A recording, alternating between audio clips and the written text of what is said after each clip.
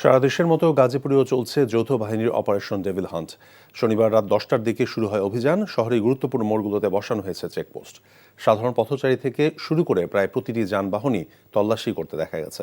এদিকে অপরাধীদের গ্রেফতারে গোয়েন্দা নজরদারি বাড়ানোর পাশাপাশি বিপুল সংখ্যক আইনশৃঙ্খলা বাহিনীর সদস্য সাদা পোশাকে মোতায়েন রয়েছে বলে জানিয়েছে পুলিশ। এখন পর্যন্ত বেশ কয়েকজনকে আটক করা হয়েছে বলেও পুলিশের পক্ষ থেকে জানানো হয়। গাজীপুরের শিক্ষার্থীদের উপর হামলার জেরে এই অভিযানের ঘোষণা দেয় সরকার। তবে রাজধানী জুড়ে সারা রাতে পাওয়া যায়নি কোনো অভিযানের খবর, কিন্তু রাজধানীর বিভিন্ন পয়েন্টে ছিল যৌথ বাহিনীর চেকপোস্ট।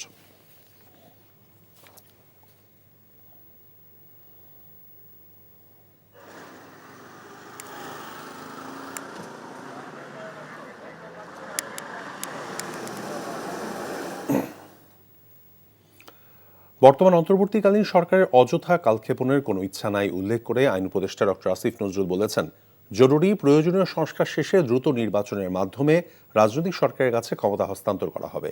6 সংস্কার কমিশনের প্রতিবেদন প্রকাশ উপলক্ষে শনিবার আয়োজিত সংবাদ সম্মেলনে তিনি এসব কথা বলেন। সংস্কার কমিশনের সুপারিশ বাস্তবায়নে রাজনৈতিক দলগুলোর সাথে আলোচনার মাধ্যমে সর্বোচ্চ পর্যায়ের ঐক্যমত প্রতিষ্ঠার চেষ্টা করা হবে বলে জানান আইন উপদেষ্টা। নজরানা চৌধুরীর রিপোর্ট। 6 সংস্কার কমিশন তাদের চূড়ান্ত সুপারিশমালা ইতোমধ্যে সরকার প্রধান অধ্যাপক মোহাম্মদ ইউনূসের কাছে জমা দিয়েছেন। সারসংক্ষেপ আকারে কিছু সুপারিশ প্রকাশিতও হয়েছে। শনিবার এই কমিশনগুলোর প্রতিবেদন মন্ত্রিপরিষদ বিভাগের ওয়েবসাইটে পূর্ণাঙ্গভাবে প্রকাশ করা হলো। এ উপলক্ষে আইন উপদেষ্টা ডক্টর আসিফ নজরুল রাজধানীর ফরেন সার্ভিস একাডেমিতে সংবাদ সম্মেলন করেন। সেখানে তিনি বলেন, যেসব সুপারিশ নিয়ে বিতর্ক হওয়ার কোনো সুযোগ নেই, সেগুলো তারা ইতোমধ্যেই বাস্তবায়ন করা শুরু করে দিয়েছেন। যত তাড়াতাড়ি সম্ভব এই ব্যাপারে মতৈক্য বোঝানোর চেষ্টা করা হবে। আমরা রাজনৈতিক দলগুলোর সাথে ফেব্রুয়ারির সেকেন্ড উইকের মধ্যে আলোচনা করতে, ফেব্রুয়ারির মাঝামাঝির মধ্যে আলোচনা করতে আগ্রহী, এবং আমি আপনাদের আগেও বলেছি, যদি ওনারা রাজি থাকেন রোজার মধ্যেও আলোচনা কন্টিনিউ করবে। সর্বোচ্চ পর্যায়ে আপনার ঐক্যমত প্রতিষ্ঠার চেষ্টা করা হবে। আশু করণীয়, মধ্যমেয়াদে বাস্তবায়নযোগ্য এবং দীর্ঘমেয়াদী সুপারিশ, এই 3 ধরনের সুপারিশ করা হয়েছে সংস্কার কমিশনের প্রতিবেদনে। এর মধ্যে সংবিধান সংস্কার কমিশনে আশু করণীয় বলে কিছু নেই। সুষ্ঠু নির্বাচন অনুষ্ঠানের জন্য জরুরি শুধুমাত্র এমন সংস্কার কাজেই বর্তমান সরকার হাত দেবে বলেও জানান আইন উপদেষ্টা।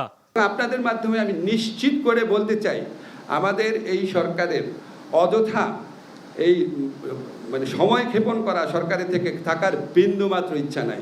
আমরা অবাধ সুষ্ঠু নির্বাচন নিশ্চিত করার জন্য ফান্ডামেন্টাল রাষ্ট্র মেরামতের ফান্ডামেন্টাল শর্ত পূরণ করার জন্য রাজনৈতিক ঐক্যমতের ভিত্তিতে যেই সংস্কারগুলো অতি জরুরি সেগুলি করার সাথে সাথে নির্বাচন প্রক্রিয়ার মাধ্যমে আমরা চলে যেতে চাই। এটা নিয়ে কোনো রকম দ্বিধাদ্বন্দ্বের অবকাশ নেই। জুলাই ঘোষণা কবে প্রকাশ করা হবে সাংবাদিকদের এমন প্রশ্নের জবাবে আইন উপদেষ্টা বলেন, জুলাই ঘোষণা একটি ঐক্যের দলিল হবে, এটি কোনো আইনি দলিল নয়। নজরানা চৌধুরী, এনটিভি নিউজ, ঢাকা। প্রয়োজনীয় সংস্কার শেষে সুষ্ঠু নির্বাচন করে সম্মানের সাথে বিদায় নেওয়ার জন্য অন্তর্বর্তী সরকারের প্রতি আহ্বান জানিয়েছেন বাংলাদেশ জামায়াত ইসলামের আমির ডক্টর শফিকুর রহমান। শনিবার সকালে কক্সবাজার সরকারি কলেজ মাঠে জেলা জামায়াত আয়োজিত কর্মী সম্মেলনে তিনি কথা বলেন। গত 5 আগস্টের পরও চাঁদাবাজি এবং দুর্নীতি বন্ধ হয়নি। দেশে দুঃশাসন যতদিন থাকবে ততদিন জামায়াতকে আন্দোলন চালিয়ে যেতে হবে। শহীদদের আত্মার সাথে বেমানি করা যাবে না উল্লেখ করে তিনি বলেছেন, 24-এর গণহত্যার বিচার হতে হবে। এ সময় প্রয়োজনীয় সংস্কার শেষে সুষ্ঠু নির্বাচন করে সম্মানের সাথে বিদায় নেওয়ার জন্য অন্তর্বর্তী সরকারের প্রতি আহ্বান জানান জামায়াতের আমির। এখন আপনাদের বাচ্চারা যাচ্ছে চিটাগাং, বাচ্চারা ঢাকা, যারা নিজের বাড়িঘর ছাড়া অন্য কোনো জায়গা দেখে না, তাদের এদেশের শাসক হওয়ার কোনো অধিকার নেই। যেই জায়গাগুলো সবচেয়ে বেশি বৈষম্যের শিকার হয়েছে, আমাদের দায়িত্ব হবে সেই জায়গায় প্রথমেই উন্নয়ন পৌঁছে দেওয়া। কিন্তু তাই বলে অন্যরাও বঞ্চিত হবেন না। যার যেটা ন্যায্য পাওনা তারা সেটা পাবেন। প্রধান উপদেষ্টা প্রেস সচিব শফিকুল আলম বলেছেন, জুলাই আগস্ট গণঅভ্যুত্থানকে বিশ্বব্যাপী ভিন্নভাবে উপস্থাপন করতে পতিত সরকার ষড়যন্ত্র করে যাচ্ছে। এর সাথে ভারতীয় গণমাধ্যমও জড়িত বলে মনে করেন তিনি। আর বিএনপির সিনিয়র যুগ্ম মহাসচিব রুহুল কবির রিজভী বলেছেন, গণতান্ত্রিক দেশ হিসেবে ভারত এখন যে আচরণ করছে তা আশা করা যায় না। শনিবার জাতীয় প্রেস ক্লাবে দ্রোহের গ্রাফিতি শীর্ষক বইয়ের প্রকাশনা উৎসবে তারা এসব কথা বলেন। হাসান জাবেদের রিপোর্ট। জুলাই আগস্ট ছাত্র জনতার গণ অভ্যুত্থান সফল করতেই শুধু আন্দোলনই নয়, গ্রাফিতিও অনন্য ভূমিকা রেখেছিল, যা এখনও সারা দেশের দেয়ালে দেয়ালে দৃশ্যমান। সেই গ্রাফিতি নিয়ে এবার বই লিখেছেন সাংবাদিক GM রাজীব, যার নাম দিয়েছেন দ্রোহের গ্রাফিতি। বইটির প্রকাশনা উৎসবে এসব গ্রাফিতির নানা দিক তুলে ধরেন বক্তারা। এ সময় প্রধান উপদেষ্টার প্রেস সচিব শফিকুল আলম বলেন, গণ অভ্যুত্থান সফল হলেও একে ভিন্নভাবে উপস্থাপনের ষড়যন্ত্র চলছে। আওয়ামী লীগ এবং পতিত স্বৈরাচার, চোরতন্ত্রের জননী, গুমের জননী, তারা চাচ্ছেন বাংলাদেশকে এই যে ন্যারেটিভকে তারা চ্যালেঞ্জ করতে চাচ্ছেন। বারবার আপনি ওদের মেসেজগুলো দেখেন, 3000 পুলিশ মারা গেছে, ওদের মাঝে ইউনূস হচ্ছে জঙ্গি লিডার। এটা কেন করছে জানো? এটা খুবই ওয়েল অর্কেস্ট্রেটেড ক্যাম্পেইন এবং এটা ইন্ডিয়ান মিডিয়াও এটার সাথে জড়িত। তারা মিলিয়নস অফ ডলার খরচ করছে এই হাসিনার অলিগার্কগুলো। ওয়ার্ল্ডে বুঝাইতে যাচ্ছে যেই তুমি যেটাকে গণ অভ্যুত্থান বলতেছো সেটা আসলে গণ অভ্যুত্থান না। শফিকুল আলমের বক্তব্যকে সমর্থন করে বিএনপির সিনিয়র যুগ্ম মহাসচিব রিজভী আহমেদ বলেন, আওয়ামী লীগের লোকজন এখনও হত্যার হুমকি দিচ্ছে। সবাইকে পতিত সরকারের ষড়যন্ত্রের বিরুদ্ধে সজাগ থাকারও আহ্বান জানান তিনি। যে আমার অবাক লাগে যে ভারতের মতো একটি গণতান্ত্রিক দেশে এমন নির্লজ্জের মতো ওখানকার মিডিয়া, কিছু সাংবাদিক ওই একই ধরনের বয়ান তৈরি করছে। শেখ হাসিনা যেমন করেছেন, সে এক ফ্যাসিস্টের পক্ষ অবলম্বন করে বয়ান তৈরি করছে। এবং একটা গণতান্ত্রিক রাষ্ট্র এবং সমাজের যে বিকাশ হওয়ার সম্ভাবনা যেটা তৈরি হয়েছে, এটা কোনোভাবেই তারা করছেন না, কি বলে, এটা সহ্য করতে পারছেন না। শুধুমাত্র শেখ হাসিনার মুখ চেয়ে। এটা কেন? এটা একটা গণতান্ত্রিক দেশের কাছ থেকে তো আমরা এটা আশা করতে পারি না। রিজভী আরও বলেন, কোনোভাবেই ইউনূস সরকারকে ব্যর্থ হতে দেয়া যাবে না, তবে গঠনমূলক সমালোচনার মাধ্যমেই গণতান্ত্রিক পরিবেশ ফিরিয়ে আনতে হবে। Hasan Jabed, NTV news, Dhaka. সুশাসন নিশ্চিত হবে তেমন একটি রাষ্ট্র প্রতিষ্ঠায় গুরুত্ব দিতে আহ্বান জানিয়েছেন বিএনপির জাতীয় স্থায়ী কমিটির সদস্য সালাউদ্দিন আহমেদ। শনিবার কক্সবাজারের পেকুয়া উপজেলা মাধ্যমিক বিদ্যালয়ে শিক্ষক এবং কর্মচারী সম্মেলন ও বনভোজন অনুষ্ঠানের প্রধান অতিথির বক্তব্যে তিনি কথা বলেন। দুপুরে পেকুয়া বালিকা উচ্চ বিদ্যালয় মাঠে উপজেলা শিক্ষক সমিতির সভাপতি আবুল হাসানের সভাপতিত্বে সভায় উপজেলার মাধ্যমিক বিদ্যালয়ের শিক্ষক, কর্মচারী এবং স্থানীয় রাজনৈতিক নেতারা উপস্থিত ছিলেন। ধন্যবাদ এবং কৃতজ্ঞতা জানাচ্ছি উদ্বেলিত বাংলাদেশের রাজনীতির ভবিষ্যৎ বাংলাদেশ শক্তিশালী গণতান্ত্রিক রাষ্ট্র হিসেবে বৈষম্যহীন সাম্যের ভিত্তিতে একটি রাষ্ট্র, যেখানে সুশাসনের মূল্য থাকবে বেশি, সেরকম একটা রাষ্ট্র নির্মাণে যাতে আমরা ভূমিকা রাখতে পারি। 11 ফেব্রুয়ারি থেকে পরবর্তী 10 দিন জেলায় জেলায় সমাবেশ কর্মসূচি ঘোষণা করেছে বিএনপি। পরে বিভাগীয় শহর এবং মহানগরে একই কর্মসূচি পালন করা হবে। শনিবার বিকালে নয়াপল্টনে বিএনপির কেন্দ্রীয় কার্যালয়ে জরুরি সংবাদ সম্মেলনে দলের সিনিয়র যুগ্ম মহাসচিব রুহুল কবির রিজভী একথা জানান। বলেন, ভারতে বসে ফ্যাসিস্ট শেখ হাসিনা প্রতিনিয়ত ষড়যন্ত্র করছে। এর বিরুদ্ধে জনগণকে ঐক্যবদ্ধ করতেই বিএনপির এই কর্মসূচি। ফ্যাসিবাদের দোসরদের প্রতি সরকার যেভাবে কঠোর হওয়া দরকার ছিল তার বিপরীত চিত্র দেখা যাচ্ছে বলে অভিযোগ করেন তিনি। অবহিত করলাম এবং পরবর্তীতে আপনারা তারিখ এবং জানিয়ে দেব আর কি, কোন জেলায় কবে কারা যাচ্ছে সেটা। অবিলম্বে ফ্যাসিস্টদের সহযোগীদের বিরুদ্ধে কঠোর ব্যবস্থা গ্রহণ করতে না পারলে আবারও হাসিনার দোসরদের পরাস্ত করা কঠিন হবে। ফেব্রুয়ারি মাসে আমাদের রাজনৈতিক কর্মসূচি থাকবে, চলমান রাজনীতি এবং অন্যান্য বিষয়ে। আমরা সেই কর্মসূচি 10 দিনের মধ্যে আমরা 64টি জেলা সভা সমাবেশ হবে। সেখানে দলের জাতীয় স্থায়ী কমিটির সদস্য থেকে শুরু করে জ্যেষ্ঠ নেতৃবৃন্দ তারা এই সভা সমাবেশে উপস্থিত থাকবেন। নাগরিক ঐক্যের সভাপতি মাহমুদুর রহমান মান্না বলেছেন, শেখ হাসিনার উস্কানিতে পা দিলে নির্বাচন বিলম্ব হবে, গণতান্ত্রিক পরিবেশ যেতেও বেগ পেতে হবে। তাই কোনো কিছু রাগ ক্ষোভ নিয়ে নয়, বুদ্ধির মাধ্যমে মোকাবেলা করতে হবে। শনিবার জাতীয় প্রেস ক্লাবে রাষ্ট্র সংস্কার ফোরাম আয়োজিত আলোচনা সভায় তিনি এসব কথা বলেন।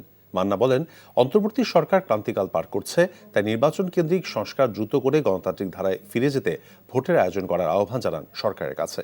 বর্তমান পরিস্থিতি বিবেচনা করে ব্যবস্থা নিতে না পারলে কঠিন বিপদ অপেক্ষা করছে বলেও সাবধান করেন মাহমুদুর রহমান মান্না।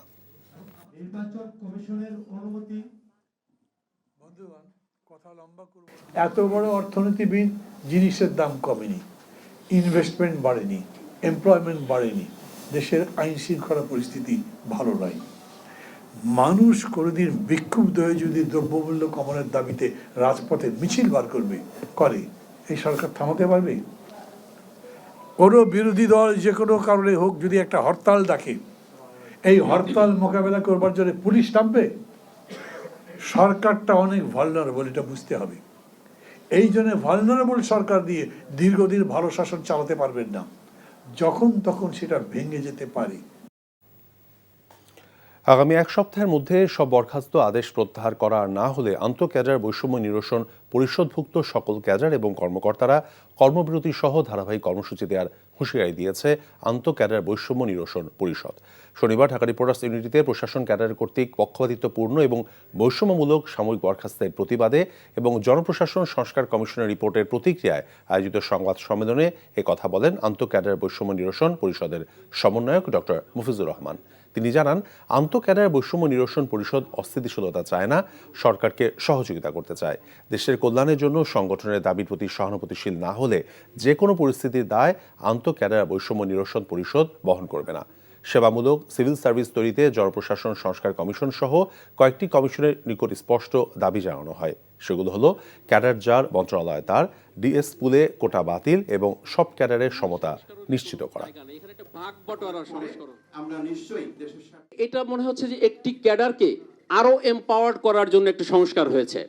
আমরা এই সংস্কার তীব্রভাবে প্রতিবাদ করছি এবং এইটার যে সমস্ত জায়গায় এই ধরনের সেলফ কন্ট্রাডিক্টরি এবং সংবিধান বিরোধী যে সকল টার্মস আছে সেগুলো প্রত্যাহার করতে হবে, আদারওয়াইজ আমরা এটা মানব না। বান্দরবানের ঘুমধুমে স্থলবন্দর নির্মাণের স্থান এবং সম্ভাব্যতা যাচাই করে সরকার একটি বন্দর নির্মাণের পরিকল্পনা করছে বলেছেন নৌপরিবহন মন্ত্রণালয়ের উপদেষ্টা এম শাখাওয়াত হোসেন। এম শাখাওয়াত হোসেন আরও বলেন, মিয়ানমারের রাখাইন রাজ্যের সাথে নৌপথের চেয়ে স্থলপথে ব্যবসা বাণিজ্যের জন্য অনেকটা সুবিধাজনক। কক্সবাজার থেকে ঘুমধুম হয়ে মিয়ানমারের সিতুয়ে পর্যন্ত দীর্ঘ সংযোগ সড়ক রয়েছে, যা আন্তর্জাতিকভাবে ব্যবসা বাণিজ্য প্রসারে সুযোগ তৈরি করবে। শনিবার দুপুরে ঘুমধুম সীমান্ত সড়ক এবং স্থলবন্দর নির্মাণের সম্ভাব্যতা যাচাই পরিদর্শন শেষে তিনি কথা বলেন। এরপর টেকনাফ স্থলবন্দর পরিদর্শন করেন।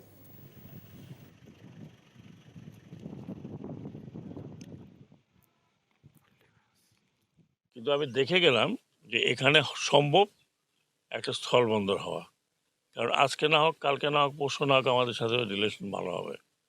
এবং এই স্থলবন্দরটা আপনারা দেখছেন যে রাস্তাটা এরকম একটা রোড, তারপর হয়তো এই রোড আগেও ওরা যদি রাজি হয় তাহলে হয়তো এখানেও রোড হবে। সেখানে আরাকান আর্মি ভবিষ্যতে থাকুক বা না থাকুক, আওয়ামী স্বৈরাচার সরকারের কৃষকের টাকা লুট করে বিদেশে পালিয়েছে মন্তব্য করে জাতীয়তাবাদী কৃষক দলের সাধারণ সম্পাদক শহীদুল ইসলাম বাবুল বলেছেন, বিএনপি ক্ষমতায় গেলে উৎপাদিত পণ্যের ন্যায্য মূল্য নিশ্চিতকরণ এবং বিনামূল্যে সার, বীজ, কীটনাশকের ব্যবস্থা করা হবে। এখনও জনগণের যানবাহনের নিরাপত্তা নেই, দ্রব্যমূল্যের ঊর্ধ্বগতি, তাই অবিলম্বে নির্বাচন দিয়ে জনগণের সরকার প্রতিষ্ঠা করার আহ্বান জানান তিনি। ঠাকুরগাঁও সদর উপজেলার বেগুনবাড়ি ইউনিয়নের দানারহাট মাঠে ইউনিয়ন কৃষক দল আয়োজিত কৃষক সমাবেশে তিনি কথা বলেন। অন্যদিকে জাতীয়তাবাদী কৃষক দলের কেন্দ্রীয় কমিটির সভাপতি কৃষিবিদ হাসান জাফির তুহিন বলেছেন, স্বাধীনতার পর যারা বাংলাদেশের ক্ষমতায় এসেছে তারা যে প্রতিশ্রুতি দিয়েছিল তা পূরণ করেনি, তারা বাংলাদেশের মানুষকে হতাশ করেছে। বিকালে ব্রাহ্মণবাড়িয়া নবীনগর শিবপুর ইউনিয়ন উচ্চ বিদ্যালয় মাঠে ইউনিয়ন কৃষক দলের আয়োজিত সমাবেশে প্রধান অতিথির বক্তব্যে এসব কথা বলেন।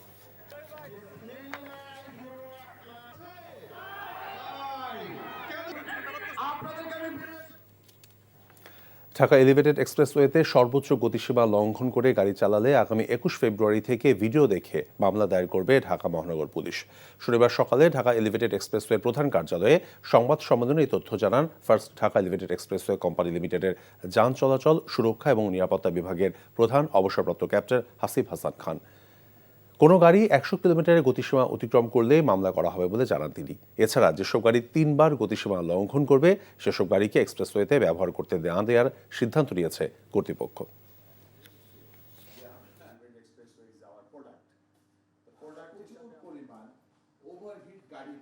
এটার একটা স্পিড লিমিট আছে, কিন্তু যখন আপনি 197 যাচ্ছেন কিংবা 200 যাচ্ছেন, we should start video case. কারণ আমরা এই গাড়িগুলোকে স্টপ না করতে পারলে আমাদের যে কোনো মুহূর্তে ও তো মারা যাবেই, প্লাস আরও তার জন্যে আরও অনেকেই মারা যাবে। যে 20 তারিখের পর থেকে আমরা এই ভিডিও মামলা শুরু করব। দ্রুততম সময়ের মধ্যে নিয়োগ না দিলে আমরণ অনশন কর্মসূচি দেওয়া হবে বলে জানিয়েছেন প্রাথমিক বিদ্যালয়ের তৃতীয় ধাপে সুপারিশপ্রাপ্ত সহকারী শিক্ষকরা।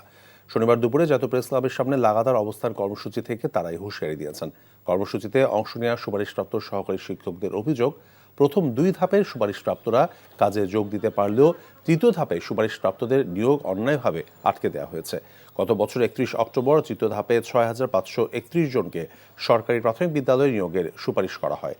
পরে নিয়োগ না পাওয়া 31 জন উচ্চ আদালতে রিট করলে গত 5 ফেব্রুয়ারি ফলাফল বাতিল করেন আদালত। এরপরই আন্দোলনের নামে সুপারিশপ্রাপ্ত শিক্ষকরা।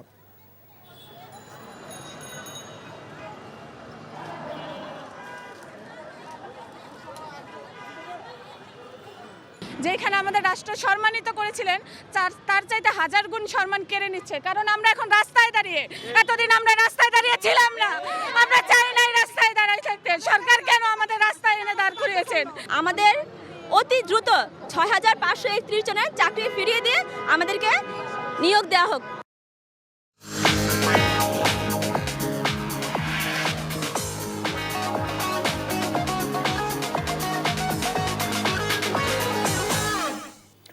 নগদ নিবেদিত অর্থনীতির খবর। আলু চাষিদের সুরক্ষা প্রদানে হিমাগারে আলু সংরক্ষণে ভাড়া কৃষকদের জন্য সহনীয় পর্যায়ে আনা প্রয়োজন। আর এজন্য হিমাগার শিল্পকে কৃষিভিত্তিক শিল্প ঘোষণা করার দাবি জানিয়েছে বাংলাদেশ কোল্ড স্টোরেজ অ্যাসোসিয়েশন। শনিবার সকালে রাজধানীর পুরানা পল্টনে সংগঠনটির কার্যালয়ে আয়োজিত সংবাদ সম্মেলনে এ দাবি জানানো হয়। এ সময় হিমাগার মালিকদের পক্ষ থেকে সংশ্লিষ্ট খাতের জন্য বিদ্যুৎ বিল এবং ব্যাংক ঋণের সুদের হার কমানোর দাবি জানান। সেই সাথে উৎসে কর কর্তন এবং ভ্যাট প্রত্যাহার করতে সরকারের প্রতি আহ্বান জানানো হয়। এছাড়া চলতি বছরে হিমাগারে আলু সংরক্ষণের জন্য কেজি প্রতি ভাড়া 8 টাকা নির্ধারণ করার প্রস্তাব করা হয়েছে। সরকারের নীতি সহায়তার পাশাপাশি যথাযথ পদক্ষেপ নেওয়া না হলে হিমাগার শিল্প এবং খাদ্য নিরাপত্তা হুমকির মুখে পড়বে বলেও জানান তারা। সাপ্তাহিক ছুটির দিনে লেখক পাঠকের মিলন মেলায় জমে উঠেছিল বইমেলা। দর্শনার্থীরা বলছেন বইয়ের টানেই মেলায় ছুটে আসা। তবে বিক্রি নিয়ে মিশ্র প্রতিক্রিয়ার প্রকাশক এবং বিক্রেতাদের। শনিবার মেলায় শতাধিক নতুন বই এসেছে। রিপোর্ট কায়কোবাদ মাহমুদের।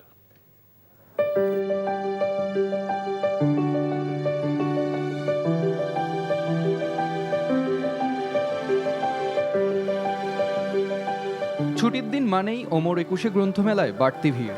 বইপ্রেমীরা পরিবার বন্ধুবান্ধবদের সঙ্গে ছুটে আসেন মেলায়।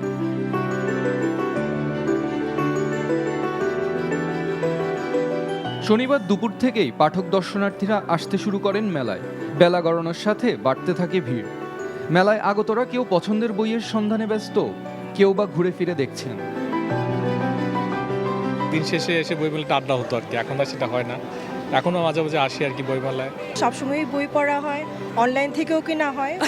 অনেক কষ্টে একটা দিন বের করে আমরা সবাই ঘুরতে আসছি। বই কিনবো, ঘুরবো, মজা করবো। দর্শনার্থীর ভিড় থাকলেও বিক্রি নিয়ে মিশ্র প্রতিক্রিয়া বিক্রেতাদের। প্রতি বছরের ছুটির দিনগুলিতে কাস্টমারের চাপ বেশি থাকে। দর্শনার্থী আজকে অনেক আসছে, দেখতে পাচ্ছি, কিন্তু এখন পর্যন্ত বেচা বিক্রি তেমন সাড়া পায় নাই। আর লেখকরা জানান পাঠকদের আগ্রহই তাদের নতুন বই লেখার অনুপ্রেরণা। আমরা যত পাই, যেটাই পাই, তার পরবর্তীতে আমাদের যে আরেকটা তৃষ্ণা জাগ্রত হয়, সেটা থেকেই আমার এই কাব্য। তো বইমেলা যারা আসেন আমার মনে হয় তারা বই আসলে পছন্দই করেন, সেজন্যই আসেন। এদিন বইমেলায় নতুন বই আসে 102টি, যার মধ্যে রয়েছে লেখক রেহানা আকবর শিলার বই ত্রয়ী। তো পরিবারের সদস্যদের বিভিন্ন যাপিত জীবনের বিভিন্ন খুনসুটি। Kaikobad Mahmud, NTV news, Dhaka. সারা দেশের মতো গাজীপুরেও চলছে যৌথ বাহিনীর অপারেশন ডেভিল হান্ট। শনিবার রাত 10টার দিকে শুরু হয় অভিযান। শহরে গুরুত্বপূর্ণ মোড়গুলোতে বসানো হয় চেকপোস্ট। সাধারণ পথচারী থেকে শুরু করে প্রায় প্রতিটি যানবাহনই তল্লাশি করতে দেখা গেছে। এদিকে অপরাধীদের গ্রেফতারে গোয়েন্দা নজরদারি বাড়ানোর পাশাপাশি বিপুল সংখ্যক আইনশৃঙ্খলা বাহিনীর সদস্য সাদা পোশাকে মোতায়েন রয়েছে বলে পুলিশ জানিয়েছে। এখন পর্যন্ত বেশ কয়েকজনকে আটক করা হয়েছে বলেও পুলিশের পক্ষ থেকে জানানো হয়। গাজীপুরের শিক্ষার্থীদের ওপর হামলার জেরে এই অভিযানের ঘোষণা দেয় সরকার। তবে রাজধানী জুড়ে সারা রাতে পাওয়া যায়নি কোনো অভিযানের খবর, কিন্তু রাজধানীর বিভিন্ন পয়েন্টে ছিল যৌথ বাহিনীর চেকপোস্ট।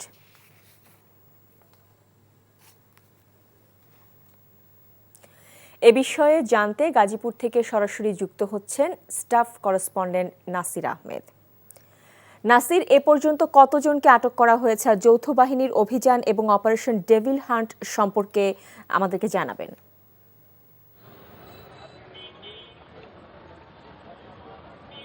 শাওন, গত রাতে রাতভর অভিযান চলেছে।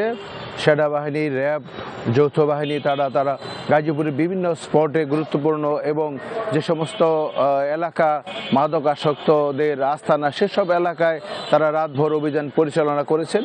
অভিযানের সকালে আমরা যেটা জেনেছি যে মহানগর গাজীপুর মেট্রোপলিটন এলাকায় 35 জনকে আটক করা হয়েছে। এর মধ্যে 16 জন আগেই গ্রেপ্তার ছিল এবং বাকি 19 জনকে গত রাতে গ্রেপ্তার করা হয়েছে।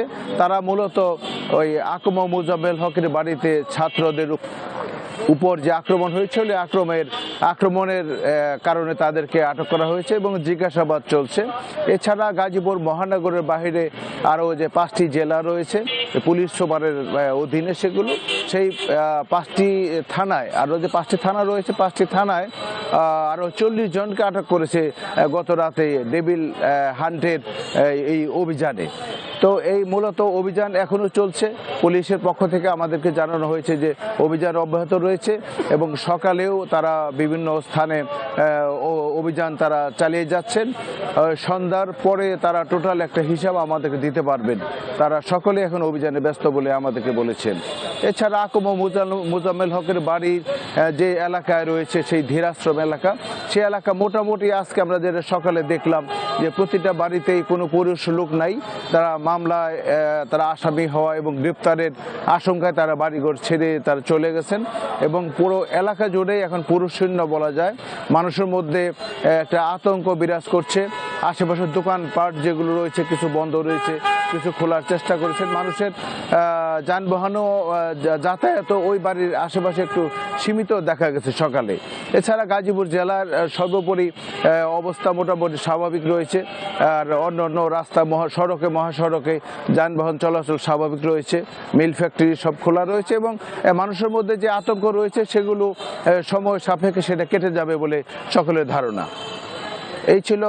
এই ছিল গাজীপুরের সর্বশেষ অবস্থা। শাওন, গাজীপুর থেকে জানছিলাম অপারেশন ডেভিল হান্টের খবর।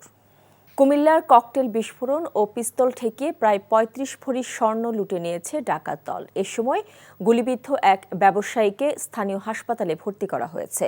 পুলিশ ও এলাকাবাসী জানায় গতরাতে 14গ্রাম উপজেলার মিয়াবাজার মসজিদ মার্কেটের নিচতলায় ককটেল বিস্ফোরণ ঘটিয়ে প্রীতি জুয়েলার্সে হানা দেয় ডাকাত দল। অস্ত্রের মুখে দোকানের সবাইকে জিম্মি করে স্বর্ণালংকার লুটে নেয় তারা। এ সময় পাশের দোকানের মোশাররফ হোসেন নামে এক ব্যবসায়ী ডাকাত বলে চিৎকার করায় তাকে গুলি করে পালিয়ে যায় ডাকাতরা। পরে ব্যবসায়ীরা ডাকাতির ঘটনায় জড়িত সন্দেহভাজন একজনকে আটক করে পুলিশের সোপর্দ করে। অন্যদের ধরতে অভিযান চলছে বলে পুলিশ জানিয়েছে। দেশকে অস্থিতিশীলকারী শয়তানদের নির্মূল করা পর্যন্ত যৌথ বাহিনীর অভিযান চলবে বলে জানিয়েছেন স্বরাষ্ট্র উপদেষ্টা লেফটেন্যান্ট জেনারেল অবসরপ্রাপ্ত জাহাঙ্গীর আলম চৌধুরী। রাজধানীর খামারবাড়ির নবনির্মিত মৃত্তিকা ভবন পরিদর্শন শেষে একথা জানান স্বরাষ্ট্র ও কৃষি উপদেষ্টা। অপারেশন ডেভিল হান্ট থেকে কোনো সন্ত্রাসী ছাড় পাবে না বলেও হুঁশিয়ারি দিয়েছেন তিনি। নাজিবুর রহমানের রিপোর্ট। গাজীপুরের ছাত্র জনতার উপর সন্ত্রাসীদের হামলার ঘটনার পরই গাজীপুর সহ সারা দেশে শুরু হয় অপারেশন ডেভিল হান্ট। জড়িতদের গ্রেফতার করতে পুলিশ, র্যাব ও সেনাবাহিনীর সমন্বয়ে চলে ব্যাপক তৎপরতা। রাজধানীর ফার্মগেট এলাকায় একটি অনুষ্ঠান শেষে গাজীপুর সহ সারা দেশের অভিযান নিয়ে কথা বলেন স্বরাষ্ট্র উপদেষ্টা। ছাত্র জনতার উপর সশস্ত্র হামলায় জড়িতদের সর্বোচ্চ বিচার করা হবে বলে জানান তিনি। গাজীপুরে যারা এই ঘটনা ঘটাইছে তাদের অনেককেই আমাদের আইনের আওতায় নিয়ে আসা হয়েছে, অনেকে আইনের আওতায় নিয়ে আসা হয়েছে এবং যাদের আইনের আওতায় আনা হয় নাই তাদেরও খুব তাড়াতাড়ি আইনের আওতায় নিয়ে আসা হবে এবং তাদের যেন সর্বোচ্চ শাস্তি হয় এই ব্যবস্থা করা হবে। দেশকে অস্থিতিশীল করা শয়তানদের নির্মূল করা পর্যন্ত অভিযান চলবে বলেও জানান লেফটেন্যান্ট জেনারেল অবসরপ্রাপ্ত জাহাঙ্গীর আলম চৌধুরী। ডেভিল মানে কি? শয়তানের তো টার্গেট এটাই, যারা দেশকে অস্থিতিশীল করার চেষ্টা করে, এই ক্ষেত্রে যারা আইন অমান্য করে, দুষ্কৃতিকারী এবং সন্ত্রাসী, তারা এইটার টার্গেট। 5 পুলিশ কর্মকর্তাদের গ্রেফতারের বিষয়টি নিশ্চিত করে উপদেষ্টা বলেন, গ্রেফতারের কারণ জানেন দেশবাসী। 5 জন পুলিশ কর্মকর্তা, এটা তো আপনারা সবাই জানেন যে ওটা আপনাদের মিডিয়ায় কিন্তু চলে আসছে, এটা কেন তাদের আটক করা হয়েছে। Najibur Rahman, NTV news, Dhaka. বাংলাদেশের প্রধান নির্বাচন কমিশনার হিসেবে দায়িত্ব পালন করা বিচারপতি মোহাম্মদ আব্দুর রউফ মারা গেছেন। মৃত্যুকালে তার বয়স হয়েছিল 95 বছর। রবিবার সকাল 10টায় তিনি মারা যান বলে জানিয়েছেন তার একান্ত সহকারী মোহাম্মদ তাওহিদ। তিনি জানান, মোহাম্মদ আব্দুর রউফ ঢাকার একটি হাসপাতালে আইসিইউতে চিকিৎসাধীন ছিলেন। সেখানেই তিনি চিকিৎসাধীন অবস্থায় মারা যান। গত 2 মাস ধরে অসুস্থ ছিলেন বিচারপতি আব্দুর রউফ। পরিবারের সিদ্ধান্ত অনুযায়ী ঢাকার আনুষ্ঠানিকতাগুলো করে গ্রামের বাড়ি ময়মনসিংহে ওনাকে দাফন করা হবে বলে জানানো হয়েছে। বাংলাদেশের 5ম সিএসি বিচারপতি মোহাম্মদ আব্দুর রউফ 1990 সালের 25 ডিসেম্বর থেকে 1995 সালের 18 এপ্রিল পর্যন্ত দায়িত্ব পালন করেন। পরে তিনি হাইকোর্ট বিভাগে বিচারক হিসেবে কাজ শুরু করেন এবং 1995 সালের জুনে আপিল বিভাগের বিচারক হিসেবে নিযুক্ত হন। 1999 সালের 1 ফেব্রুয়ারি তিনি অবসরে যান। জাহাঙ্গীরনগর বিশ্ববিদ্যালয়ে আজ থেকে শুরু হলো চলতি শিক্ষাবর্ষে স্নাতক সম্মান প্রথম বর্ষের ভর্তি পরীক্ষা। এবার প্রতিটি আসনের বিপরীতে 145টি আবেদন জমা পড়েছে। পরীক্ষা চলবে আগামী 17 ফেব্রুয়ারি পর্যন্ত। সকালে 5 শিফটে ডি ইউনিটের পরীক্ষা অনুষ্ঠিত হচ্ছে। বিশ্ববিদ্যালয়ের ডেপুটি রেজিস্ট্রার ও কেন্দ্রীয় ভর্তি পরীক্ষা কমিটির সদস্য সচিব সৈয়দ মোহাম্মদ আলী জানান, এবার আবেদন জমা পড়েছে 2,62,450টি। ভর্তি হওয়ার সুযোগ পাবেন 1,814 জন। বিশ্ববিদ্যালয়ে ভর্তি পরীক্ষার কারণে শিক্ষার্থী এবং তাদের অভিভাবকদের বাড়তি চাপে ইতিমধ্যে ঢাকার মহাসড়কে তীব্র যানজটের সৃষ্টি হয়েছে।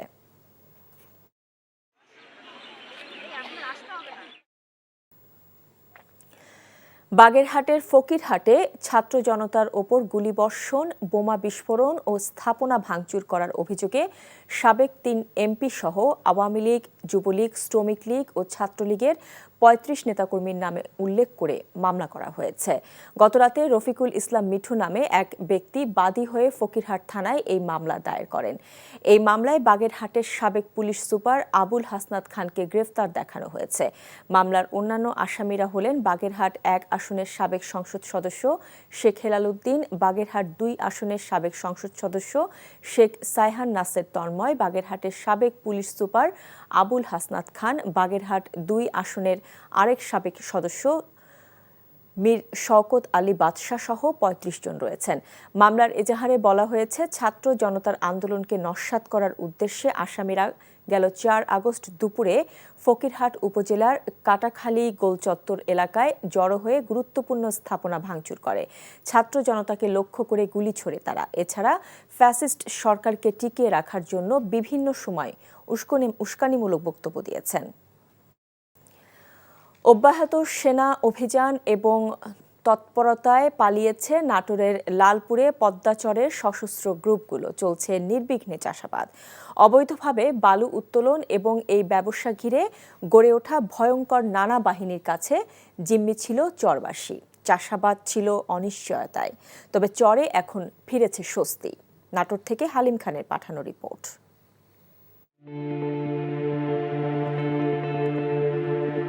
সেই চেনা রূপে দৃষ্টিনন্দন পদ্মাচর, সবুজের সমাহার। এতেই লুকিয়ে আছে দীর্ঘদিন ধরে চাষাবাদে ব্যর্থ কৃষকের হাসি। এখানেই অবৈধভাবে বালুত্তোলনের কারণে অব্যাহত ভাঙনে শত শত হেক্টর ফসলি জমি বিলীন হয় নদীগর্ভে। বালুমহল, ফসলি জমি দখল, বালু মজুদ, রাস্তা তৈরি সহ নানা অপতৎপরতায় নাটোরের লালপুরে এ পদ্মার চর ছিল এক আতঙ্কের জনপদ। তবে বদলে গেছে সেই চিত্র। এখন আবার নিরাপত্তা হয়েছে, এখন কোনো ঝামেলাই নাই, কোনো মস্তান করার কোনো জিনিস নাই, টাকা পয়সা চলাফেরা করতে সব দিকেই আমার সুবিধা হয়েছে। সেনা অভিযানে পালিয়েছে লালপুরের 3 ইউনিয়নে পদ্মার 8টি চরাঞ্চলে বালু ব্যবসা কেন্দ্র করে গড়ে ওঠা সশস্ত্র গ্রুপগুলো। মুখ খুলতে শুরু করেছেন এতদিন যারা প্রাণের ভয়ে বোবা হয়েছিলেন। বালুর মহল আপাতত 3টা আছে, 3টার মধ্যে 3টাই বন্ধ আছে এখন আপাতত। চলছে ধারাবাহিক অভিযান, নজরদারি। অবৈধ বালুমহল বন্ধ করে কোটি কোটি টাকার বালু এখন প্রশাসনের হেফাজতে। প্রশাসনের উদ্যোগে এবং সেনাবাহিনীর সহায়তায় বন্ধ করার ফলে সেখানে এখন দেখা যাচ্ছে যে জনগণ চাষাবাদ করতে পারছে, নির্বিঘ্নে চলাচল করতে পারছে। এই অবৈধ বালু তোলা বা মাটি কাটার বিরুদ্ধে প্রশাসন সবসময় সোচ্চার আছে। শান্তি ফেরার পাশাপাশি নাটোরের লালপুরে পদ্মার চরে উকি দিচ্ছে দিগন্ত জোড়া ফসলি মাঠের সম্ভাবনা, কৃষকের বুক ভরা আশা। NTV news desk.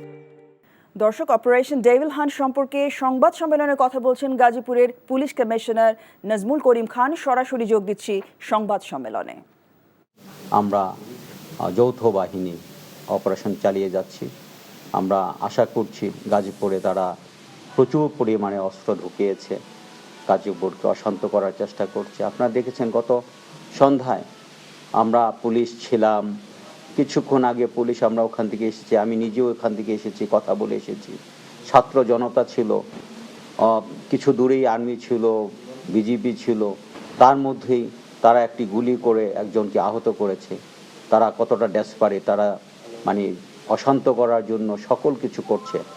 আমরা মনে করি তাদেরকে যে কোনোভাবে এই দুর্বৃত্তকারীদেরকে অবশ্যই নিয়ন্ত্রণ আনতে হবে। এই নিয়ন্ত্রণ আনার জন্য আমাদের এই দুর্বৃত্তকারীদেরকে অবশ্যই গ্রেপ্তারের আওতা নিয়ে আসতে হবে এবং জনগণের শান্তির জন্য যা যা করার আমরা অপারেশন ডেভিল হান্টের মাধ্যমে আমরা সব অপারেশনই করব এবং যারা এই জনগণকে অশান্ত করতে চায়, জনগণকে অস্বস্তি করতে চায়, জনগণকে ঘুমাতে দিতে চায় না, তাদেরকে সমুচিত জবাব আমরা দিতে চাই। আপনাদের মাধ্যমে সেই কথাটি আমরা জনগণকে আশ্বস্ত করতে চাই। আমরা জনগণের পাশে আছি এবং শান্তিপ্রিয় জনগণও আমাদের পাশে আছে। তারা কোনোভাবেই সেই ফেসিবাদের যে রাঙা চোখ এটিকে কখনো বরদাস্ত করবে না, তাদেরকে দমন করবে ইনশাল্লাহ। মাননীয় কমিশনার, এই পর্যন্ত আপনারা তাদেরকে টার্গেট করে এই অভিযানটা পরিচালনা করেছেন, তাদের রাজনৈতিক পরিচয় কি, কতজনকে গ্রেফতার করেছেন এবং আপনি যে বলেন অস্ত্র উদ্ধারের বিষয়ে আপনাদের বিশেষ কোনো এই অভিযানের ভিতরে বিশেষ কোনো টিম আছে? যে আমরা তো কোনো রাজনৈতিক দলের বিরুদ্ধে যুদ্ধ কখনো ঘোষণা করি না। আমরা যেটি করি, আমরা যুদ্ধ ঘোষণা করি দুর্বৃত্তের বিরুদ্ধে, আমরা যুদ্ধ ঘোষণা করি সন্ত্রাসীর বিরুদ্ধে। আমরা যারা সন্ত্রাসীভাবে ডিক্লেয়ার দেয় জনগণকে ঘুমাতে দেবে না, ওরা যদি মরতে পারে আমরা কেন মরতে পারবো না, তারা যখন হুমকি দেয়, তারা মৃত্যুর হুমকি দেয়, জনগণকে ঘুমানোর হুমকি দেয়, আমরা তাদের বিরুদ্ধেই আমরা অভিযান চালাতে চাই। আমরা কোনো দলের বিরুদ্ধে অভিযান চালাতে চাই না। আমরা যারা জনগণকে অশান্ত করতে চায়, দেশের পরিস্থিতিকে অশান্ত করতে চায়, তাদেরকে অ্যারেস্ট করতে চাই। দর্শক, এতক্ষণ আমরা শুনছিলাম গাজীপুরের পুলিশ কমিশনারের বক্তব্য।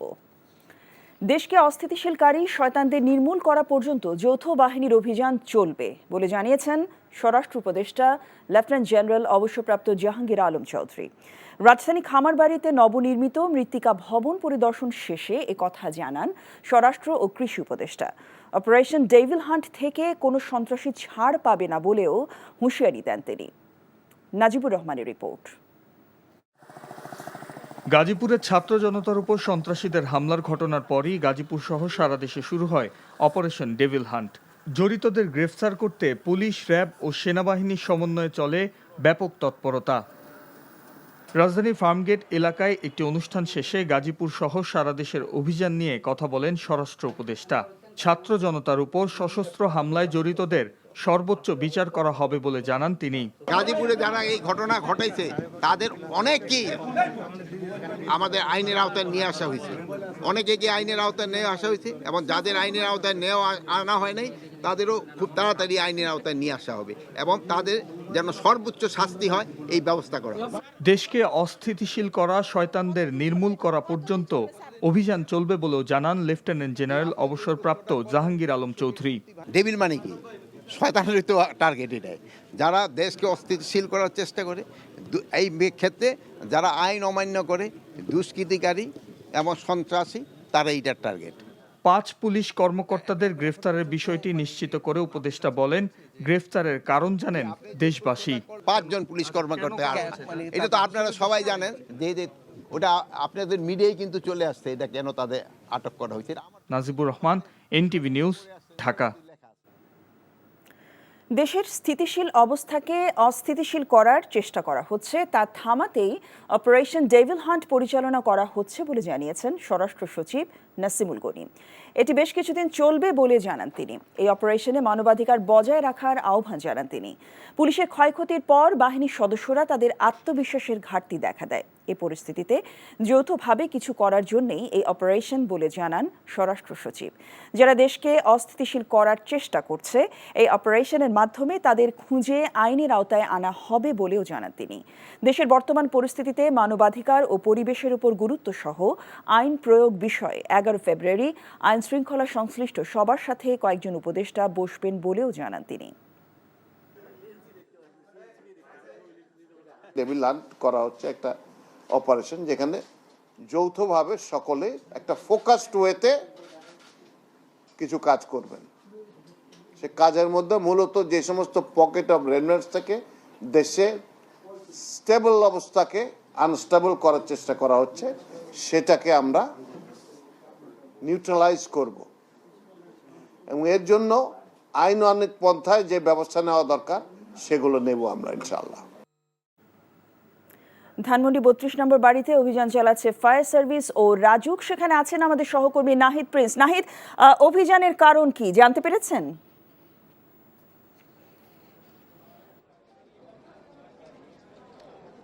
অভিযানের কারণ বলতে ফায়ার সার্ভিস যেটি জানিয়েছে, তারা মূলত শেষ কাজ সম্পন্ন করার জন্যই মূলত এসেছেন। তারা যেটি জানতে পেরেছেন যে এখানে পানি জমে আছে, সেই পানির নিষ্কাশনের জন্যই তারা মূলত সেই ধানমন্ডি 32 নম্বরে তারা আসেন এবং সেই 12টা নাগাদ এসে তারা আধা ঘন্টা আগে তারা এখান থেকে চলে যান। তারা 3টি ইউনিট ফায়ার সার্ভিসের কাজ করে সেখানে এবং 4টি সেচ পাম্প দিয়ে তারা মূলত সেই পানি উত্তোলন করেন এবং মূলত সেই বেসমেন্টের নিচেই মূলত পানির যে অবস্থান সেটি তারা মূলত পরিষ্কার পরিচ্ছন্নের জন্যই মূলত এখানে আসেন। তারা যেটি বলছিলেন, তারা বলছেন যে এখানে বৃষ্টির পানিও সেটি হতে পারে, সেটি পানি বেশি দিন আগের না, তারা যেটি বলছিলেন। তো আমরা দেখতে পাচ্ছি যে পানি কিন্তু এখনও অনেকটাই রয়েছে, তবে আরও পরিপূর্ণ ছিল।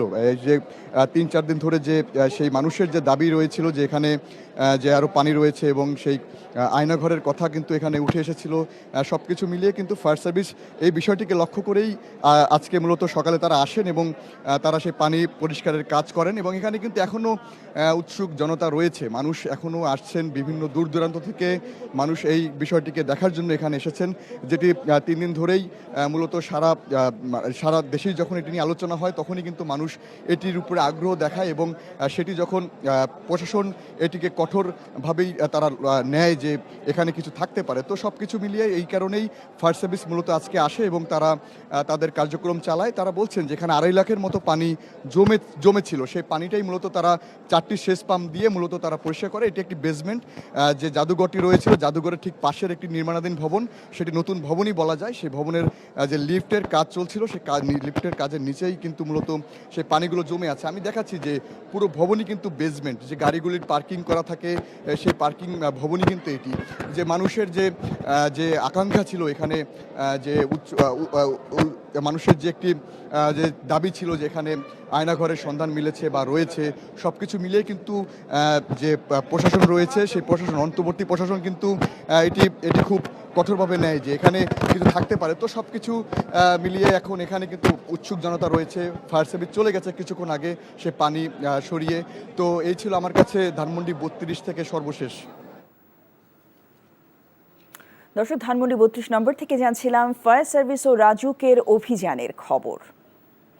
প্রধান নির্বাচন কমিশনার এএমএম নাসির উদ্দিন বলেছেন, নির্বাচন কমিশন কোনো রাজনৈতিক দলের পক্ষে বা বিপক্ষে দাঁড়াতে চায় না। সকালে সাংবাদিকদের প্রশ্নের জবাবে এ কথা বলেন তিনি। সিইসি বলেন, নিরপেক্ষ ভূমিকা নিয়ে কাজ করে যেতে চান তিনি। রাজনৈতিক নিয়ন্ত্রণ কমিশনের ওপরে বন্ধ করা না গেলে আবারও সেই আগের মতোই নির্বাচন হবে বলেও মনে করেন সিইসি। সবগুলো সাংবিধানিক প্রতিষ্ঠান পচে গেছে মন্তব্য করে যতক্ষণ না সাংবিধানিক প্রতিষ্ঠানের ওপর রাজনৈতিক নিয়ন্ত্রণ বন্ধ না হয় ততক্ষণ নিরপেক্ষ ভূমিকা আশা করা ঠিক হবে না। সবার সহযোগিতা পেলে নির্ধারিত সময় অনুযায়ী জাতিকে দেয়া ওয়াদা পালন করা হবে বলেও জানান তিনি। যৌক্তিকভাবে নির্বাচন কমিশনের সমালোচনা করার আহ্বান জানান তিনি। সব যারা সাংবাদিক ভাইরা আছেন, ভাই বোনেরা আছেন, রাজনীতির কাছে ইলেকশন কমিশনকে সঁপে দেওয়া এইটাই হচ্ছে সবচেয়ে বড় কারণ। সুতরাং এইটা যদি বন্ধ করা না যায়, যে রাজনীতিবিদদের influence on the election commission যদি বন্ধ করা না যায়, তাহলে দেখবেন যে আমি মনে করি যে এই আবার সেই পুরানো জিনিস রিপিট হবে। এটার থেকে আমাদেরকে বেরিয়ে আসতে হবে, যে কোনোভাবে বেরিয়ে আসতে হবে, নাইলে কিন্তু ইলেকশন কমিশন তার দায়িত্ব সঠিকভাবে পালন করতে পারবে না। অবিলম্বে 10ম গ্রেডে শূন্য পদে নিয়োগ সহ 4 দফা দাবিতে শাহবাগের সড়কে অবস্থান নিয়েছেন মেডিকেল অ্যাসিস্ট্যান্ট ট্রেনিং স্কুল ম্যাটসের শিক্ষার্থীরা। সকাল 11টার পর তারা ঢাকার জাতীয় জাদুঘরের সামনে সড়কে অবস্থান নেন। তাতে ঢাকা বিশ্ববিদ্যালয় থেকে বের হওয়ার রাস্তাটি বন্ধ হয়ে যায়। মূল দাবির পাশাপাশি সরকারি বেসরকারি পর্যায়ে নতুন পদ তৈরি, কারিকুলাম সংশোধন ও ভাতা সহ 1 বছরের internship, education board of Bangladesh নামে বোর্ড গঠন এবং আন্তর্জাতিক মানদণ্ড এবং BMNDC স্বীকৃত ক্লিনিক্যাল বিষয়ে উচ্চতর শিক্ষার সুযোগের দাবিতে দীর্ঘদিন ধরে আন্দোলন করে আসছেন ম্যাথস শিক্ষার্থীরা। তাতে ঢাকা বিশ্ববিদ্যালয় থেকে বের হওয়ার রাস্তাটি বন্ধ হয়ে যায়। সেখান থেকে তারা লং মার্চ করে স্বাস্থ্য মন্ত্রণালয়ের দিকে যাবেন বলে জানিয়েছেন আন্দোলনকারীরা। শাহবাগের বিক্ষোভের আরও খবর জানাতে সেখানে আছেন আমাদের সহকর্মী মিসবাহ হাসান। মিসবাহ, অবরোধে মানুষের জীবন অতিষ্ঠ হয়ে গেছে, তো শাহবাগের এই বিক্ষোভ কতক্ষণ চলবে, কি তথ্য আছে আপনার কাছে?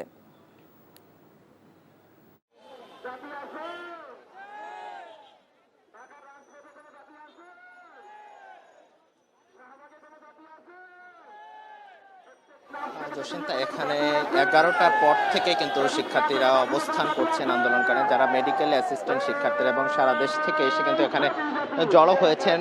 প্রথমত 11টায় তারা ফার্মগেট এলাকা থেকে মিছিল নিয়ে এসে শাহবাগ মোড়েই মূলত অবস্থান করার কথা ছিল, সেখান থেকে পুলিশে হটিয়ে দিলে পরে জাদুঘরের সামনে অবস্থান নেয় এবং সে সময় কিন্তু ক্ষণিকের জন্য কিন্তু যান চলাচল শাহবাগ মোড়ে স্থগিত হয়েছিল। তারপর পুলিশের হটকারিতে তাদের এখানে পাঠিয়ে দেওয়া হয় এবং তারপর থেকে জাদুঘরের সামনে যে সড়কটি আছে ঢাকা বিশ্ববিদ্যালয়গামী, সেই সড়কে তারা অবস্থান নিয়ে কিন্তু রয়েছেন। এর মধ্যে আমরা কথা বলেছি তাদের সাথে, তাদের যে 4 দফা দাবির তারা কথা বলছিলেন। এর আগে গেল 22শে জানুয়ারি তারা গণজমায়েত করেছিল শাহবাগ মোড়ে এবং সেখান থেকে সরকারের পক্ষ থেকে কিন্তু এই দাবি মেনে নেওয়ার কথা এবং 7 দিনের মধ্যে বাস্তবায়ন করার আশ্বাস তাদেরকে দেওয়া হয়েছিল বলে তারা দাবি করছেন। এবং 7 দিন পরেও যখন কোনো সরকারের পদক্ষেপ, দৃশ্যমান পদক্ষেপ তারা দেখে নেয়, তারপরে কিন্তু আবার এই অবস্থান নিয়েছে। এই অবস্থান নেওয়ার ফলে যেটি হয়েছে, ঢাকা বিশ্ববিদ্যালয় থেকে শাহবাগ মুখ্য যে যান চলাচল অনেকটা বিঘ্ন হয়েছে। সাধারণ মানুষের যে ভোগান্তি, সেটি কিন্তু এই পথগামী যারা আছেন তারা কিন্তু অনেকটাই ভোগান্তিতে পড়েছেন। শিক্ষার্থীরা যেটি বলছিলেন যে তাদের যে 4 দফা দাবি, এর মধ্যে কিন্তু গেল 1 যুগেরও বেশি সময় ধরে সরকারিভাবে যাদের নিয়োগ মেডিকেল অ্যাসিস্ট্যান্ট, সেই নিয়োগ কিন্তু 1 যুগ ধরে হয়নি।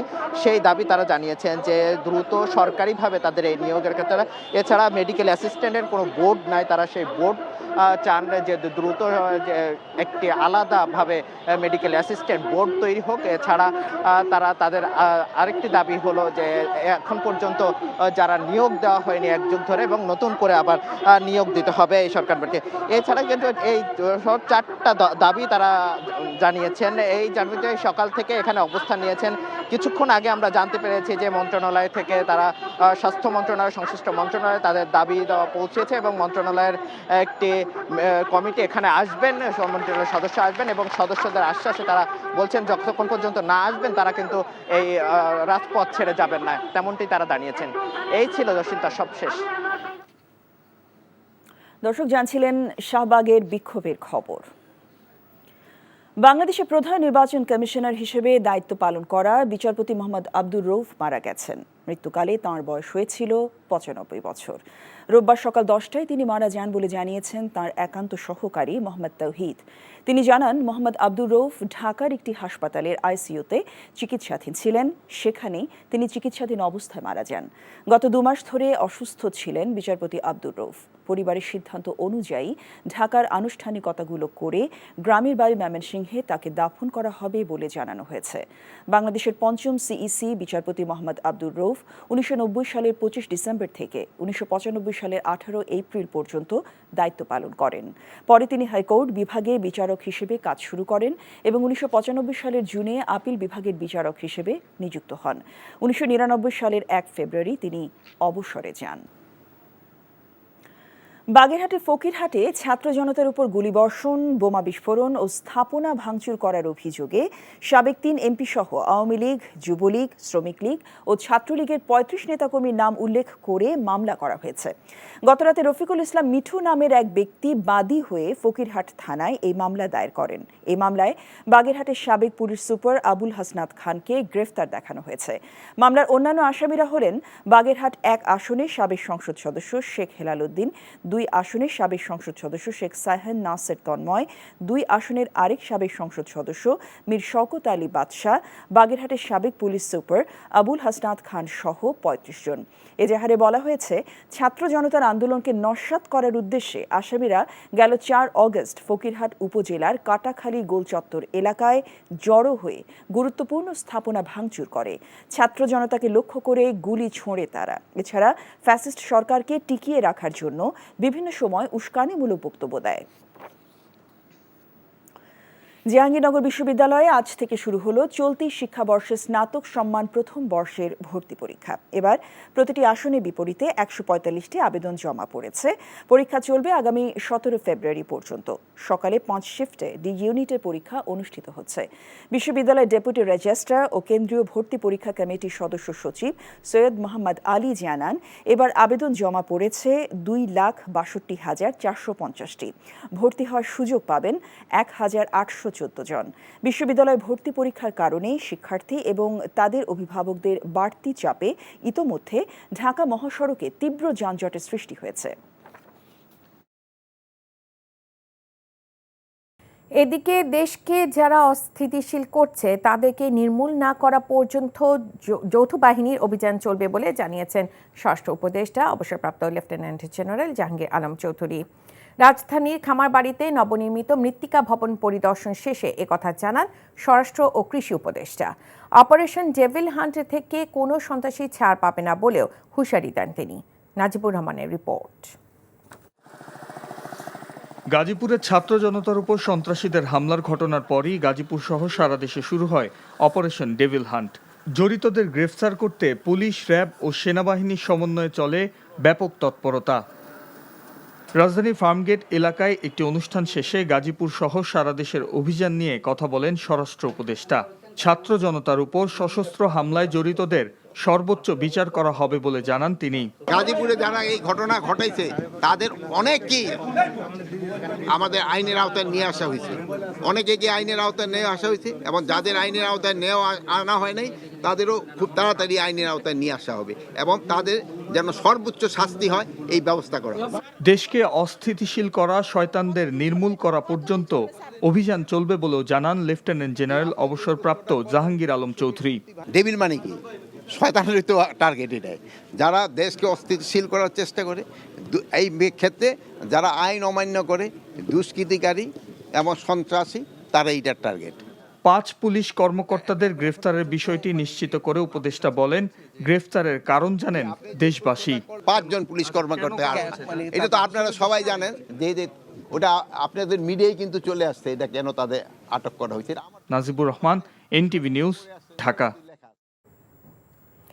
প্রধান নির্বাচন কমিশনার এএমএম নাসির উদ্দিন বলেছেন, নির্বাচন কমিশন কোনো রাজনৈতিক দলের পক্ষে বা বিপক্ষে দাঁড়াতে চায় না।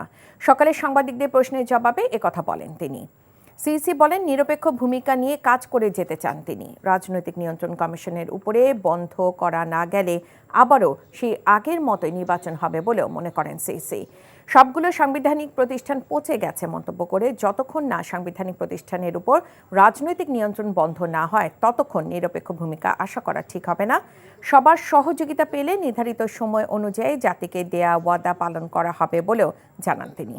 যৌক্তিকভাবে নির্বাচন কমিশনের সমালোচনা করার আহ্বান জানান সিইসি। যারা সাংবাদিক ভাইরা আছেন, ভাই বোনেরা আছেন, রাজনীতির কাছে ইলেকশন কমিশনকে সঁপে দেওয়া এইটাই হচ্ছে সবচেয়ে বড় কারণ। সুতরাং এইটা যদি বন্ধ করা না যায়, যে রাজনীতিবিদদের influence on the election commission যদি বন্ধ করা না যায়, তাহলে দেখবেন যে আমি মনে করি যে এই আবার সেই পুরানো জিনিস রিপিট হবে। এটার থেকে আমাদেরকে বেরিয়ে আসতে হবে, যে কোনোভাবে বেরিয়ে আসতে হবে, নাইলে কিন্তু ইলেকশন কমিশন তার দায়িত্ব সঠিকভাবে পালন করতে পারবে না। উপদেষ্টা সৈয়দা রিজওয়ানা বলেছেন, তিস্তা পাড়ের মানুষের মতামত ছাড়া তিস্তা চুক্তি হবে না। অন্যদিকে উপদেষ্টা আসিফ মাহমুদ সজীব ভুঁইয়া বলেন, তিস্তার পানির ন্যায্য হিস্সা আদায়ে ভারতকে ছাড় দেয়া হবে না, প্রয়োজনে আন্তর্জাতিক আদালতে যাওয়া হবে। রংপুরে কাউনিয়া তিস্তা ব্রিজ সংলগ্ন রোডে তিস্তা মেঘা প্রকল্প বাস্তবায়নে এক গণশুনানিতে এসব কথা বলেন দুই উপদেষ্টা। এটা কোনো দেশের একক নদী না। কোন দেশ যদি মনে করে যে আমার উপরে তিস্তা যেটুকু আছে ওইটুকু আমার যেভাবে ইচ্ছা আমি সেভাবে ব্যবহার করব, এইটা কোনোদিনও আন্তর্জাতিক বিধিনীতি সমর্থন করে না। এবং এই যে তিস্তার ব্যাপারটা, আমরা চীনের সাথে একটা চুক্তি করেছি, সেই চুক্তি অনুযায়ী চায়না কিন্তু একটা প্রকল্প দিয়েছে, একটা মহাপরিকল্পনা দিয়েছে। ওইটা যখন আবার সরকারকে পাঠানো হয়, চায়না সরকারকে, তারা দেখলো যেভাবে প্রস্তাবনা করা হয়েছে এইভাবে প্রস্তাবনাটা টেকসই হবে না। এখন চায়না আবার আমাদের কাছে 2 বছর সময় চাচ্ছে। এটা মন দিয়ে শোনেন, আমরা তাদেরকে 2 বছর সময় দিতে সম্মত হয়েছি। তিস্তার চুক্তি বাস্তবায়নে এই অঞ্চলের মানুষের পানির ন্যায্য হিস্সা আদায়ে অন্তর্বর্তীকালীন সরকার মাথা উঁচু করে ভারতের সাথে নেগোশিয়েট করবে এবং প্রয়োজনে আন্তর্জাতিক পানি আইনের ভিত্তিতে আমরা কূটনৈতিক চাপ সৃষ্টি করব যেন ভারত বাধ্য হয় এই চুক্তি স্বাক্ষর করতে।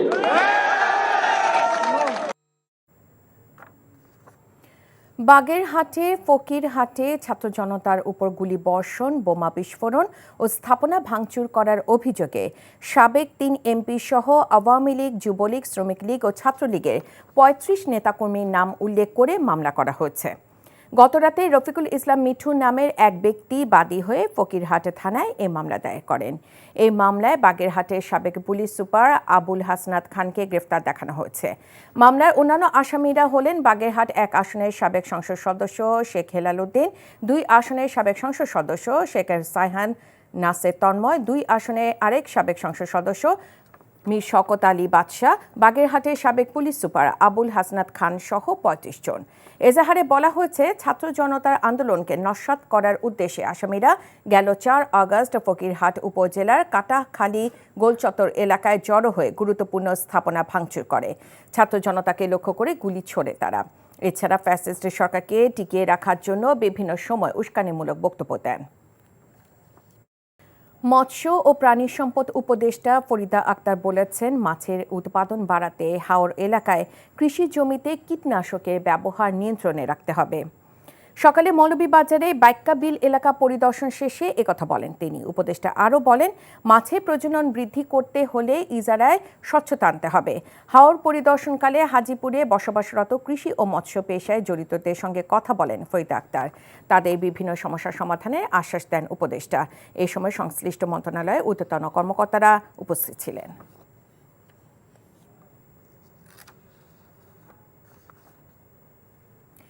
চাঁদপুরে ডাকাতিয়া নদীতে বাঁধ দিয়ে মাছ চাষ করছে একটি প্রভাবশালী চক্র। এতে সেচের অভাবে ব্যাহত হচ্ছে বোরো আবাদ, হতাশায় কৃষক। কৃষকদের অভিযোগ, ফরিদগঞ্জ উপজেলার ৫ নম্বর পূর্ব ইউনিয়নে ডাকাতিয়া নদীতে বাঁধ দিয়েছে একটি প্রভাবশালী মহল। পরে সেখানে মাছ চাষ করা হচ্ছে। কৃষকরা এর প্রতিবাদে জানালে তাদের হুমকি দেওয়া হয়। এতে গল্লাকা থেকে শুরু করে দক্ষিণ লক্ষ্মীপুর জেলার কাটাখালী পর্যন্ত ৫০০ হেক্টর আবাদি জমি হুমকির মুখে পড়ে।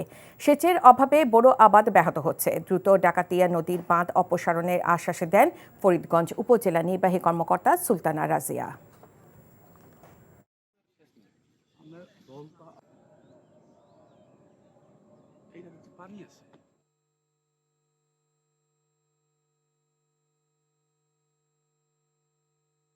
ডাকাতিয়া নদীর শাখা বেড়ায় বাঁধ দিয়া তারা মাছ ধরে। বাঁধ দেওয়ানোর কারণে আমরা পানি দিতে পারি না। মানুষ ডেলি দরগা বিবাদ বানটা যত দ্রুত সরাই দিতে পারে তত আমগুলাই অনেক ভালো। ডাকাতিয়া নদীর বাঁধের বিষয়ে তদন্ত কার্যক্রম চলছে। কোথায় কোথায় বাঁধ দেয়া হচ্ছে আমরা সেই লোকেশনগুলো ট্রেস করার চেষ্টা করছি। ইতিমধ্যে কিছু কিছু জায়গায় বাঁধ অপসারণ করা হয়েছে এবং সামনে যেসব জায়গাগুলোতে এরকম অবৈধভাবে বাঁধ দেয়া হবে সেখানকে দ্রুত অপসারণ করা হবে বাঁধগুলো। গাজীপুরে টঙ্গী বিশ্ব ইজতেমা ময়দান প্রশাসনের কাছে থেকে বুঝে নিয়েছেন মৌলানা সাদ কান্ধলভির অনুসারীরা। দুপুরে গাজীপুর জেলা প্রশাসনের কাছে থেকে ময়দান বুঝে নেন তারা। এ সময় গাজীপুরে অতিরিক্ত জেলা প্রশাসক মোহাম্মদ ওয়াহিদ হোসেন বলেন, দ্বিতীয় পর্বে ইজতেমার জন্য মৌলানা সাদ কান্ধলভির অনুসারীদের কাছে আজ ময়দান হস্তান্তর করা হলো। 14 থেকে 16 ফেব্রুয়ারি ইজতেমার দ্বিতীয় পর্ব শেষে 18 ফেব্রুয়ারি ময়দান ফিরিয়ে নেওয়া হবে। এ সময় উপস্থিত ছিলেন গাজীপুর মেট্রোপলিটন পুলিশের অতিরিক্ত উপ পুলিশ কমিশনার হাফিজুল ইসলাম, সিটি কর্পোরেশনের আঞ্চলিক নির্বাহী কর্মকর্তা ফিরোজ আল মামুন, মৌলানা সাদ কান্ধলভি অনুসারীদের পক্ষে ইঞ্জিনিয়ার শাহ মোহাম্মদ মহিবুল্লাহ। পটুয়াখালীতে নিখোঁজে 54 ঘণ্টা পর গণ অধিকার পরিষদে কেন্দ্রীয় কমিটি মুক্তিযোদ্ধা ও স্বাধীনতা বিষয়ক সহ সম্পাদক রবিউল আউয়াল অন্তরকে উদ্ধার করেছে পুলিশ। সকালে ঢাকার কামরাঙ্গীরচর এলাকার আশরাফাবাদ নবীনগর এলাকার একটি বসতঘর থেকে তাকে অক্ষত অবস্থায় উদ্ধার করা হয়। বিষয়টি নিশ্চিত করেছেন কলাপাড়া থানার ভারপ্রাপ্ত কর্মকর্তা জুয়েল ইসলাম। এর আগে গত বৃহস্পতিবার মধ্যরাতে কলাপাড়া পৌর শহরে নিজ ব্যবসা প্রতিষ্ঠান থেকে বাড়ি ফেরার সময় নিখোঁজ হন অন্তর। তখন কলাপাড়া পটুয়াখালী সড়কে রজপাড়া মাদ্রাসা সংলগ্ন সড়ক থেকে পার্কিং করা অবস্থায় তার ব্যবহৃত মোটরসাইকেল উদ্ধার করে পুলিশ। এ ঘটনায় শুক্রবার অন্তরের বড় ভাই তুষার আল মামুন পায়রা তাপবিদ্যুৎ কেন্দ্রে 6 কর্মকর্তার নাম উল্লেখ করে থানায় একটি মামলা করেন। রাজশাহী বিশ্ববিদ্যালয়ে বাংলাদেশ অধ্যয়ন ইনস্টিটিউট IBSA বাংলাদেশ ও জাপানের শিক্ষা, সংস্কৃতি ও অর্থনীতিতে সহযোগিতা বৃদ্ধি শীর্ষক বিশেষ সেমিনার অনুষ্ঠিত হয়েছে। সকালে IBS সেমিনার কক্ষে আয়োজিত এ অনুষ্ঠানে দুই দেশের পারস্পরিক সম্পর্ক উন্নয়নের নানা দিক নিয়ে আলোচনা হয়। সেমিনারে উপস্থিত ছিলেন জাইকা বাংলাদেশের প্রধান প্রতিনিধি ইচিগুচি তোমোহিদে। প্রধান অতিথি ছিলেন রাজশাহী বিশ্ববিদ্যালয়ের উপাচার্য অধ্যাপক ডক্টর সালেহ হাসান নাকিব। সেমিনারে বক্তারা বলেন, জাপান বাংলাদেশের অন্যতম উন্নয়ন সহযোগী শিক্ষা, সংস্কৃতি ও অর্থনীতির ক্ষেত্রে পারস্পরিক সম্পর্ক আরও সুদৃঢ় করা প্রয়োজন। সীমান্তে ভারতীয় বাহিনীর গুলিতে ফেলানির সহ নিহত শহীদদের মাগফিরাত কামনা ও ফারাক্কার ন্যায্য পানির হিস্সার দাবিতে চাঁপাইনবাবগঞ্জে লং মার্চ অনুষ্ঠিত হয়েছে। বাংলাদেশের জনগণ নামের একটি সংগঠনের ব্যানারে চাঁপাইনবাবগঞ্জে শিবগঞ্জ উপজেলা সরকারি মডেল উচ্চ বিদ্যালয় প্রাঙ্গণ ও সড়কে এই কর্মসূচি পালিত হয়। গতরাতে ঢাকা কেন্দ্রীয় শহীদ মিনার থেকে শুরু হওয়া লং মার্চটি আজ বেলা 11:30টার দিকে চাঁপাইনবাবগঞ্জে শিবগঞ্জ উপজেলা সরকারি মডেল উচ্চ বিদ্যালয় প্রাঙ্গণে এসে পৌঁছায়। সমবেত জনতা বিদ্যালয় মাঠ ছাড়িয়ে মূল সড়কের পাশে অবস্থান নেন। কর্মসূচির অংশ হিসেবে মডেল বিদ্যালয় প্রাঙ্গণে গরু জবাই করে ভোজের আয়োজন করা হয়। মোংলায় এক শিশুকে পাশবিক নির্যাতনের অভিযোগে হেমায়েত নামে এক ব্যক্তিকে গণপিটুনি দিয়ে পুলিশে দিয়েছে গ্রামবাসী। পুলিশ জানায়, উপজেলা 1 নম্বর ওয়ার্ডে সোনাইতলা গ্রামের বাসিন্দা হেমায়েত সর্দার দুপুরে 4 বছর বয়সী এক শিশুকে কেক খাওয়ানোর প্রলোভন দেখিয়ে তার বাড়িতে ডেকে নিয়ে নির্যাতন করে। পরে শিশুর মা তাকে খুঁজতে গিয়ে হেমায়েতের বাথরুমের সামনে অজ্ঞান অবস্থায় পড়ে থাকতে দেখে। শিশুটিকে উদ্ধার করে উপজেলা স্বাস্থ্য কমপ্লেক্সে নিয়ে যাওয়া হয়। পরে উন্নত চিকিৎসার জন্য তাকে খুলনা মেডিকেল কলেজ হাসপাতালে পাঠানো হয়েছে। এই ঘটনায় ধর্ষক হেমায়েত সর্দারকে গণপিটুনি দিয়ে পুলিশে দিয়েছে গ্রামবাসী। রাঙামাটি মিনি চিড়িয়াখানা বন্ধ করে আবাসিক কলেজে ভিত্তিপ্রস্তর স্থাপন করা হচ্ছে। সকালে শহরের সুখী নীলগঞ্জ এলাকায় রাঙামাটি একমাত্র চিড়িয়াখানাটি জায়গায় কলেজে ভিত্তিপ্রস্তর স্থাপন করেন পার্বত্য উপদেষ্টা সুপ্রদীপ চাকমা। রাঙামাটিতে পর্যটন শহর হিসেবে বিনোদন কেন্দ্রের খুবই অভাব। এরই মধ্যে জেলার একমাত্র চিড়িয়াখানা বন্ধ করে শিক্ষা প্রতিষ্ঠান করায় হতাশ স্থানীয়রা।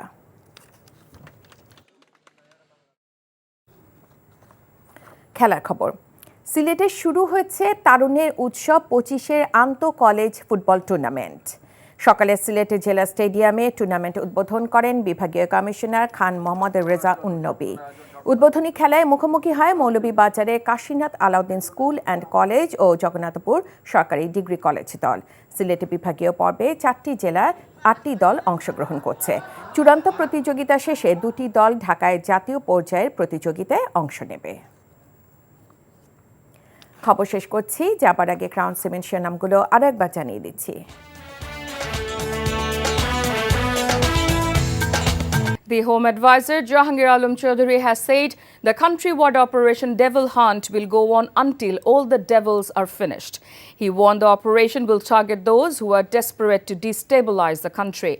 Jahangir made the remarks while talking to reporters after inaugurating the newly built Mritika Bhavan at the Soil Resource Development Institute in the capital's Khamarbari area.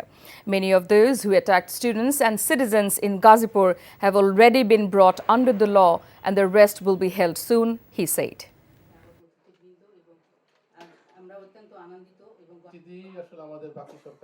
গাজীপুরে যারা এই ঘটনা ঘটাইছে তাদের অনেককেই আমাদের আইনের আওতায় নিয়ে আসা হয়েছে, অনেকে আইনের আওতায় নিয়ে আসা হয়েছে এবং যাদের আইনের আওতায় আনা হয় নাই তাদেরও খুব তাড়াতাড়ি আইনের আওতায় নিয়ে আসা হবে এবং তাদের যেন সর্বোচ্চ শাস্তি হয় এই ব্যবস্থা করা হবে। ডেভিল মানে কি? শয়তানের তো টার্গেট এটাই, যারা দেশকে অস্থিতিশীল করার চেষ্টা করে, এই ক্ষেত্রে যারা আইন অমান্য করে, দুষ্কৃতিকারী এবং সন্ত্রাসী, তারা এইটার টার্গেট। 5 জন পুলিশ কর্মকর্তা, এটা তো আপনারা সবাই জানেন যে ওটা আপনাদের মিডিয়ায় কিন্তু চলে আসছে এটা কেন তাদের আটক করা হয়েছে। Meanwhile, at a press conference at the Ministry of Home Affairs, Senior Secretary Nasimul Ghani said the army has been deployed due to the realities of the law and order situation over the past 6 months. The police suffered a lot during that time. Morale has been broken and there has been moral and structural damage. For this reason, the army is still deployed in the field to assist the general administration, he said. The secretary said several operations will be carried out as necessary. Its purpose and work are to neutralize the pockets from which the country is being destabilized. Devil hunt করা হচ্ছে একটা operation যেখানে যৌথভাবে সকলে একটা focused ওয়েতে কিছু কাজ করবেন। সে কাজের মধ্যে মূলত যে সমস্ত পকেট অফ রেমিনেন্টস থেকে দেশে স্টেবল অবস্থাকে আনস্টেবল করার চেষ্টা করা হচ্ছে, সেটাকে আমরা নিউট্রালাইজ করব এবং এর জন্য আইনানুগ পন্থায় যে ব্যবস্থা নেওয়া দরকার সেগুলো নেব আমরা ইনশাআল্লাহ। A case has been filed against 35 leaders and activists of Awami League on charges of firing at students, hurling bombs and destroying structures in Fokirhat of Bagarhat on 4th August 2024. Rafiqul Islam Me Too filed the case with Fokirhat Police Station. The prime accused in the case are former lawmaker Sheikh Helaluddin, Sheikh Tonmoy and former police super Abul Hasnat Khan. The other prominent accused are former lawmaker Mir Shaukat Ali Badsha, District Awami League President Sheikh Kamruzaman Tuku and its General Secretary Bhuiya Himayatuddin. According to the case documents, the accused gathered in Fokirhat on 4th August to suppress the anti-discrimination rally. They destroyed important structures, fired shots at the agitating crowd and hurled several crude bombs to create panic. The political control over the Election Commission is the biggest reason behind its bad reputation. Speaking during the RFED Media Award event at the EC premises today, Chief Election Commissioner M.M. Nasruddin said if this was not stopped then, the problem could not be solved. Assuring that the current EC does not want to work on behalf of any political party, the CEC said they do not want to get involved in politics either. Urging everyone to help the EC, he also said the Commission alone cannot hold a free, fair and neutral election.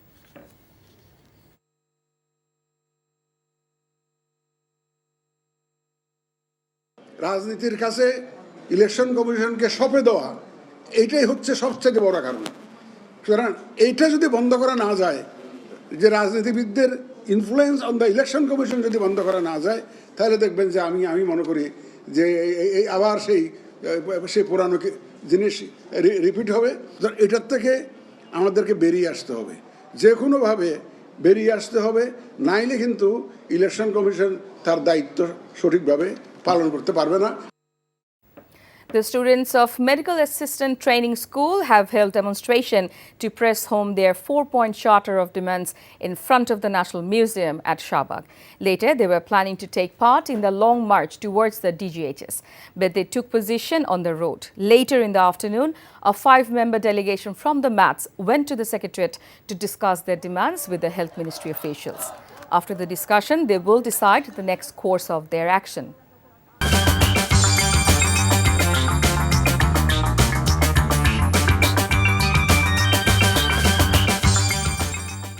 আসসালামু আলাইকুম, মিতা মোস্তফা স্বাগত জানাচ্ছি এনটিভির সন্ধ্যার খবরে। Crown cement শিরোনাম দেখছিলেন, এবার পুরো খবর।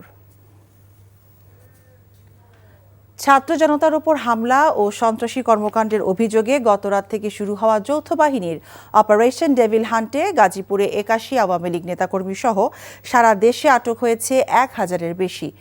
এদিকে বৈষম্য বিরোধী ছাত্রদের উপর হামলার ঘটনায় 2টি মামলা দায়ের করা হয়েছে। আওয়ামী লীগের নেতাকর্মীরা নৈরাজ্য সৃষ্টির জন্য গাজীপুরে অস্ত্রের মজুদ গড়ে তুলছে বলেও জানান নগরীর পুলিশ কমিশনার নাজমুল করিম খান। গাজীপুরের নাসির আহমেদকে সঙ্গে নিয়ে রিপোর্ট করছেন আপেল শাহরিয়ার। গাজীপুরের টঙ্গী জয়দীপুর সড়কের পাশে দক্ষিণখান এলাকায় সাবেক মন্ত্রী মোজামেল হকের বাড়িটিতে এখন শুনশান নীরবতা। আশপাশের স্থানীয় বাসিন্দাদের প্রায় 50টি বাড়িও ফাঁকা, সড়কেও নেই মানুষ, যান চলাচল। বৈষম্য বিরোধী ছাত্র আন্দোলনের ওপর হামলার ঘটনার পর থেকেই আতঙ্ক বিরাজ করছে পুরো দক্ষিণখান এলাকায়। এ ঘটনায় 239 জনের নাম উল্লেখ ও অজ্ঞাত আরও কয়েকজনের নামে মামলা হয়েছে। শিক্ষার্থীদের ওপর গুলির ঘটনায় আরও একটি মামলা হয়। গাজীপুরের এই ঘটনায় শনিবার রাত থেকে সারা দেশে শুরু হয় অপারেশন ডেভিল হান্ট। অভিযানে নৈরাজ্য সৃষ্টির অভিযোগে স্থানীয় আওয়ামী লীগ ও সহযোগী সংগঠনের বেশ কয়েকজনকে গ্রেপ্তার করা হয়। এ অভিযান অব্যাহত থাকবে বলে জানান মহানগর police commissioner. Operation devil hunt নামে একটি অপারেশন চালু করেছেন। সেই অপারেশনের অংশ হিসাবে আমরা যৌথ বাহিনী অপারেশন চালিয়ে যাচ্ছি। আমরা আশা করছি গাজীপুরে তারা প্রচুর পরিমাণে অস্ত্র ঢুকিয়েছে, গাজীপুরকে অশান্ত করার চেষ্টা করছে। আমরা এ পর্যন্ত 82 জন গ্রেপ্তার করেছি এবং আমরা আশা করছি তাদেরকে প্রত্যেককে আইনের আওতায় আনবো এবং যারাই জনগণকে অশান্ত করবে, যারা জনগণের বিরুদ্ধে দাঁড়াবে। সামাজিক যোগাযোগ মাধ্যমে অস্থিরতা সৃষ্টিকারীদের বিরুদ্ধেও ব্যবস্থা নেওয়া হচ্ছে বলে জানান তিনি। গাজীপুরকে কেন্দ্র করে যারা অতীত সরকার তারা ডিক্লেয়ার দিয়েছে, যারা আমাদেরকে ঘুমাতে দেয় না, আমরা গাজীপুরবাসীকে ঘুমাতে দেব না, আমরা জনগণকে ঘুমাতে দেব না। যারা যখন ডিক্লেয়ার দেয় জনগণকে ঘুমাতে দিবে না, জনগণকে প্রতিপক্ষ ভেবে জনগণকে শান্তি দিবে না এই কথা বলে, তখন পুলিশের জন্য এটি একটি চ্যালেঞ্জের ব্যাপার হয়ে যায়। আন্দোলনরত শিক্ষার্থীদের ওপর হামলা ও গুলিবর্ষণের প্রতিবাদে বিক্ষোভ মিছিল ও অবস্থান কর্মসূচি পালন করেছে বিভিন্ন শিক্ষা প্রতিষ্ঠানের শিক্ষার্থীরা। কালিয়াকৈর উপজেলার ঢাকা-টাঙ্গাইল মহাসড়কের চন্দ্রা এলাকায় সড়ক অবরোধ করা হয়। Apple Shahriar, NTV news, Gazipur. এদিকে দেশকে যারা অস্থিতিশীল করছে তাদেরকে নির্মূল না করা পর্যন্ত যৌথ বাহিনীর অভিযান চলবে বলে জানিয়েছেন স্বরাষ্ট্র উপদেষ্টা অবসরপ্রাপ্ত লেফটেন্যান্ট জেনারেল জাহাঙ্গীর আলম চৌধুরী। রাজধানীর খামারবাড়িতে নবনির্মিত মৃত্তিকা ভবন পরিদর্শন শেষে একথা জানান স্বরাষ্ট্র ও কৃষি উপদেষ্টা। অপারেশন ডেভিল হান্ট থেকে কোনো সন্ত্রাসী ছাড় পাবে না বলেও হুঁশিয়ারি দেন তিনি। নাজিবুর রহমানের রিপোর্ট। গাজীপুরের ছাত্র জনতার উপর সন্ত্রাসীদের হামলার ঘটনার পরই গাজীপুর সহ সারা দেশে শুরু হয় অপারেশন ডেভিল হান্ট। জড়িতদের গ্রেফতার করতে পুলিশ, র্যাব ও সেনাবাহিনীর সমন্বয়ে চলে ব্যাপক তৎপরতা। রাজধানীর ফার্মগেট এলাকায় একটি অনুষ্ঠান শেষে গাজীপুর সহ সারা দেশের অভিযান নিয়ে কথা বলেন স্বরাষ্ট্র উপদেষ্টা। ছাত্র জনতার উপর সশস্ত্র হামলায় জড়িতদের সর্বোচ্চ বিচার করা হবে বলে জানান তিনি। গাজীপুরে যারা এই ঘটনা ঘটাইছে তাদের অনেককেই আমাদের আইনের আওতায় নিয়ে আসা হয়েছে, অনেকে আইনের আওতায় নিয়ে আসা হয়েছে এবং যাদের আইনের আওতায় আনা হয় নাই তাদেরও খুব তাড়াতাড়ি আইনের আওতায় নিয়ে আসা হবে এবং তাদের যেন সর্বোচ্চ শাস্তি হয় এই ব্যবস্থা করা হবে। দেশকে অস্থিতিশীল করা, শয়তানদের নির্মূল করা পর্যন্ত অভিযান চলবে বলেও জানান লেফটেন্যান্ট জেনারেল অবসরপ্রাপ্ত জাহাঙ্গীর আলম চৌধুরী। ডেভিল মানে কি? শয়তানের তো টার্গেট এটাই, যারা দেশকে অস্থিতিশীল করার চেষ্টা করে, এই ক্ষেত্রে যারা আইন অমান্য করে, দুষ্কৃতিকারী এবং সন্ত্রাসী, তারা এইটার টার্গেট। 5 পুলিশ কর্মকর্তাদের গ্রেফতারের বিষয়টি নিশ্চিত করে উপদেষ্টা বলেন, গ্রেফতারের কারণ জানেন দেশবাসী। 5 জন পুলিশ কর্মকর্তা, এটা তো আপনারা সবাই জানেন যে ওটা আপনাদের মিডিয়ায় কিন্তু চলে আসছে, এটা কেন তাদের আটক করা হয়েছে। Najibur Rahman, NTV news, Dhaka.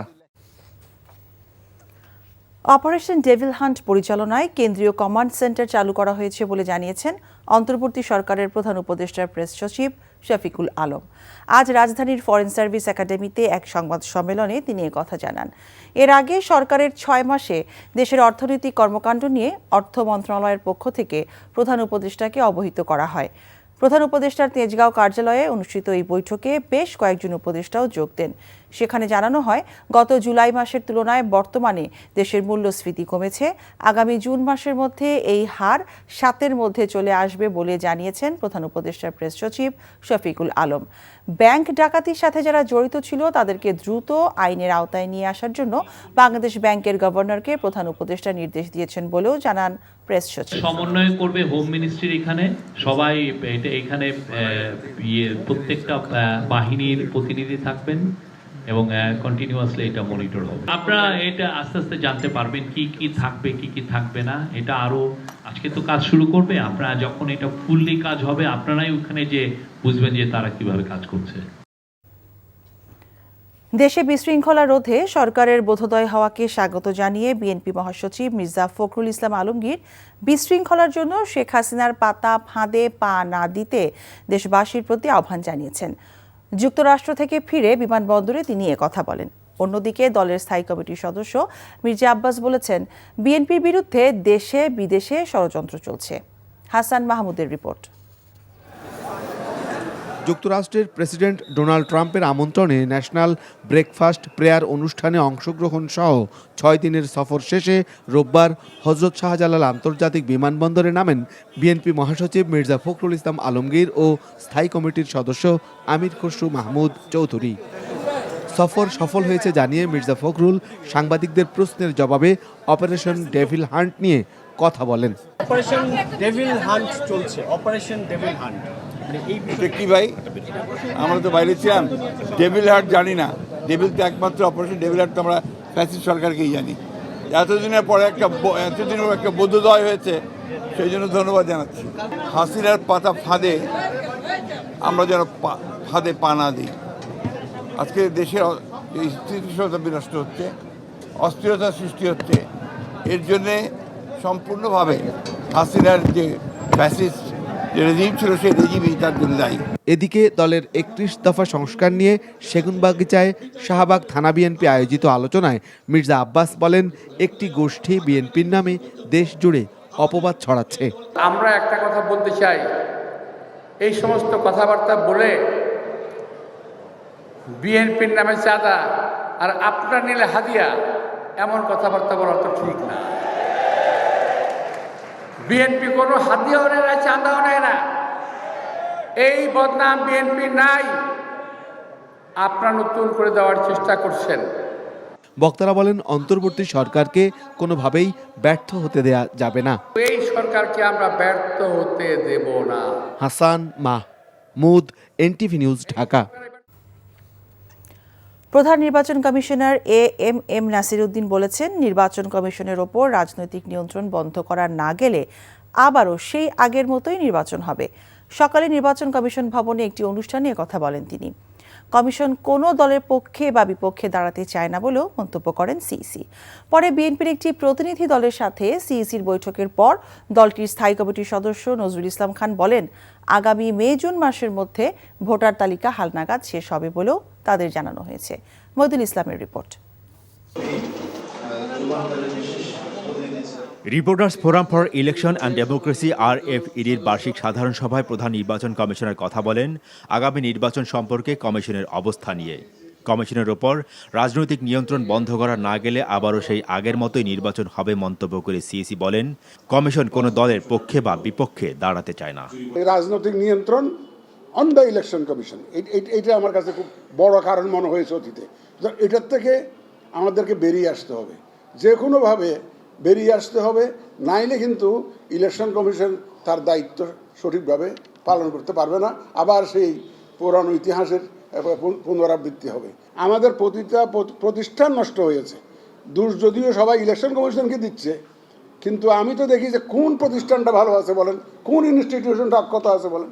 প্রত্যেকটা যেখানে যাবেন আপনি, যে ডিপার্টমেন্ট আপনি যান না কেন, all the institutions are rotten now. Why? Again, that issue you have to raise because of the politicalization of the all institutions. এদিকে বেলা 3:30টার দিকে নির্বাচন কমিশনের সাথে বৈঠকে বসেন বিএনপির স্থায়ী কমিটির সদস্য নজরুল ইসলাম খান, সালাউদ্দিন আহমেদ ও সেলিমা রহমান। বৈঠকে প্রধান নির্বাচন কমিশনার সহ অন্য কমিশনারদের সাথে ভোটার তালিকা হালনাগাদ সহ নির্বাচনের প্রস্তুতি বিষয়ে জানতে চান বিএনপির প্রতিনিধি দলটি। আমাদের কাছে মনে হয়েছে তাদের কথায় যে আগামী মে মাস জুন মাসের মধ্যে তারা পরিপূর্ণভাবে প্রস্তুত হবেন voter list, updated voter list দিয়ে নির্বাচন অনুষ্ঠানের বিষয়ে। যদি পূর্ণ প্রস্তুতি তাদের থাকে তাহলে প্রাসঙ্গিক আরও কোনো প্রবলেম থাকলে সেটা দূর করে খুব দ্রুতই জাতীয় নির্বাচন অনুষ্ঠান সম্ভব। নির্বাচন কমিশন বলছিল যে সংস্কার কমিশন যে প্রস্তাব করছে সেখানে তাদের ক্ষমতা খর্ব হচ্ছে, এই বিষয়ে আজকে নির্বাচন কমিশন আপনার কিছু বলেছেন না? আমরাও যদি মনে করি যে কোনো সংস্কার কমিশনের কোনো প্রস্তাব সুষ্ঠু নির্বাচনের পথে অন্তরায়, ওটা তো নির্বাচন কমিশন কেন, আমরাও বাধা দেব। আগামী জাতীয় সংসদ নির্বাচন এবং দেশের চলমান রাজনৈতিক প্রেক্ষাপট নিয়ে সোমবার প্রধান উপদেষ্টা ডক্টর মোহাম্মদ ইউনূসের সাথে বিএনপি বৈঠকে বসবে বলে জানিয়েছেন দলটির স্থায়ী কমিটির সদস্য নজরুল ইসলাম খান। আগামীকাল আপনারা জানেন যে প্রধান উপদেষ্টার সঙ্গে আমাদের একটা আলোচনা আছে। বৈদুল ইসলাম, এনটিভি নিউজ, ঢাকা। ভারতে বসে শেখ হাসিনার রাজনৈতিক বক্তব্য এবং রাজনৈতিক কর্মকাণ্ডকে বাংলাদেশের মানুষ ভালোভাবে নিচ্ছে না জানিয়ে পররাষ্ট্র মন্ত্রণালয়ের মুখপাত্র রফিকুল আলম বলেছেন, বাংলাদেশ যেমন কোনো দেশের আভ্যন্তরীণ বিষয়ে হস্তক্ষেপ করে না, তেমনি অন্য দেশের বিষয়েও বাংলাদেশ একই রকম প্রত্যাশা করে। সাবেক প্রধানমন্ত্রী ভারতে অবস্থান করে বিভিন্ন সময়ে রাজনৈতিক বক্তব্য প্রদান করছেন, যা বাংলাদেশের জনগণ ভালোভাবে নিচ্ছে না। এ বিষয়ে গত 6 ফেব্রুয়ারি 2025 তারিখে ভারতের পররাষ্ট্র মন্ত্রণালয়ের একটি বক্তব্য অন্তর্বর্তীকালীন সরকারের নজরে এসেছে। বাংলাদেশের অভ্যন্তরীণ বিষয়ে ভারতের পররাষ্ট্র মন্ত্রণালয়ের এই বক্তব্য প্রদান অপ্রত্যাশিত এবং অনাকাঙ্ক্ষিত। আমরা প্রতিবেশী দেশটিতে নানা ধরনের বিরূপ পরিস্থিতির উদ্ভব হতে দেখেছি, কিন্তু বাংলাদেশ কোনো রাষ্ট্রের অভ্যন্তরীণ বিষয়ে সরকারিভাবে কোনো বক্তব্য প্রদান করে না। অন্যদের কাছ থেকেও বাংলাদেশ একই ধরনের আচরণ আশা করে।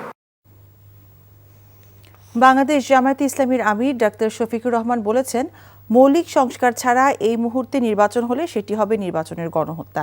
তিনি বলেন, একটি বড় গণহত্যার পর সুষ্ঠু পরিবেশ ফিরিয়ে আনার পরই নির্বাচন দেওয়া উচিত। বিকেলে সিলেট কেন্দ্রীয় সাহিত্য সংসদে ৬ষ্ঠ থেকে ১০ম শ্রেণীর শিক্ষার্থীদের মধ্যে শিক্ষা উপকরণ বিতরণ কর্মসূচির আয়োজন করে সিলেট মহানগর জামায়াত। অনুষ্ঠানের প্রধান অতিথি ছিলেন জামায়াতের আমির। পরে সাংবাদিকদের প্রশ্নের জবাবে তিনি বলেন, স্বাধীনতার পর থেকে বাংলাদেশের আইন শৃঙ্খলা পরিস্থিতি কখনোই ভালো ছিল না। অতীত কর্মকাণ্ডের জন্য জামায়াতের উপর জনগণের আস্থা নেই। উপদেষ্টা নাহিদ ইসলামের এমন মন্তব্যের জবাবে জামায়াত আমির বলেন, জামায়াত অতীত নিয়ে কামড়াকামড়ি করে না। যারা গুলি করেছে তারা দুর্বৃত্ত, এভাবে গুলি করার অধিকার কাউকে কারো নেই। প্রতিবাদ করতে হয়, করবে। আমরা কোনো ধরনের বিশৃঙ্খল পরিস্থিতিকে কখনো সমর্থন করি না এবং করব না। মৌলিক কিছু সংস্কার করতে হবে, না করলে সুষ্ঠু নির্বাচন করা সম্ভব না। এই অবস্থায় যদি একটা নির্বাচন দেওয়া হয়, এটা নির্বাচনের জেনোসাইড, নির্বাচন গণহত্যা হবে। আমরা এটা চাই না। আমরা চাই গণহত্যার পরে একটা সুষ্ঠু নির্বাচনের পরিবেশ সৃষ্টি করে তারপরে নির্বাচন দেওয়া। অপর্যাপ্ত নিরাপত্তা ব্যবস্থার কারণে বরিশালে পণ্ড হয়ে গেছে বিপিএল এর শিরোপা জয়ের উৎসব। টানা দ্বিতীয়বারের মতো শিরোপা জয় উপলক্ষে রোববার নগরীর বেলস পার্ক মাঠে আয়োজন করা হয়েছিল ওই উৎসবের। ট্রফি প্রদর্শন এবং টিমের খেলোয়াড়দের সাথে শুভেচ্ছা বিনিময়ের পর কথা ছিল সেখানে হবে মিউজিক কনসার্ট। তবে লাখো জনতার ভিড় সামলাতে যতটা নিরাপত্তা ব্যবস্থা থাকা দরকার ছিল তা না থাকার পাশাপাশি আয়োজক কর্তৃপক্ষের অব্যবস্থাপনার কারণে শেষ পর্যন্ত কিছুই হয়নি তার। বিক্ষুব্ধ জনতার জুতো, চেয়ার নিক্ষেপ আর ক্ষোভের বহিঃপ্রকাশের মধ্য দিয়ে পণ্ড হয়ে যায় সব।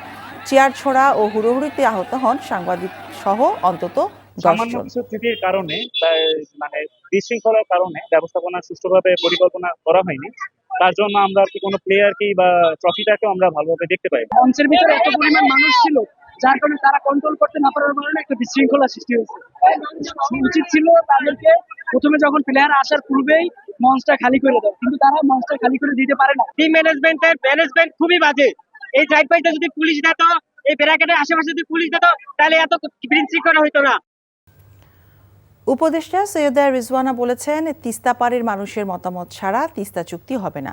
অন্যদিকে উপদেষ্টা আসিফ মাহমুদ সজীব ভূঁইয়া বলেছেন, তিস্তার পানির ন্যায্য হিস্সা আদায়ে ভারতকে ছাড় দেওয়া হবে না, প্রয়োজনে আন্তর্জাতিক আদালতে যাওয়া হবে। এটা কোনো দেশের একক নদী না। কোন দেশ যদি মনে করে যে আমার উপরে তিস্তা যেটুকু আছে ওইটুকু আমার যেভাবে ইচ্ছা আমি সেভাবে ব্যবহার করব, এইটা কোনোদিনও আন্তর্জাতিক বিধিনীতি সমর্থন করে না। তিস্তার চুক্তি বাস্তবায়নে এই অঞ্চলের মানুষের পানির ন্যায্য হিস্সা আদায়ে অন্তর্বর্তীকালীন সরকার মাথা উঁচু করে ভারতের সাথে নেগোশিয়েট করবে এবং প্রয়োজনে আন্তর্জাতিক পানি আইনের ভিত্তিতে আমরা কূটনৈতিক চাপ সৃষ্টি করব যেন ভারত বাধ্য হয় এই চুক্তি স্বাক্ষর করতে।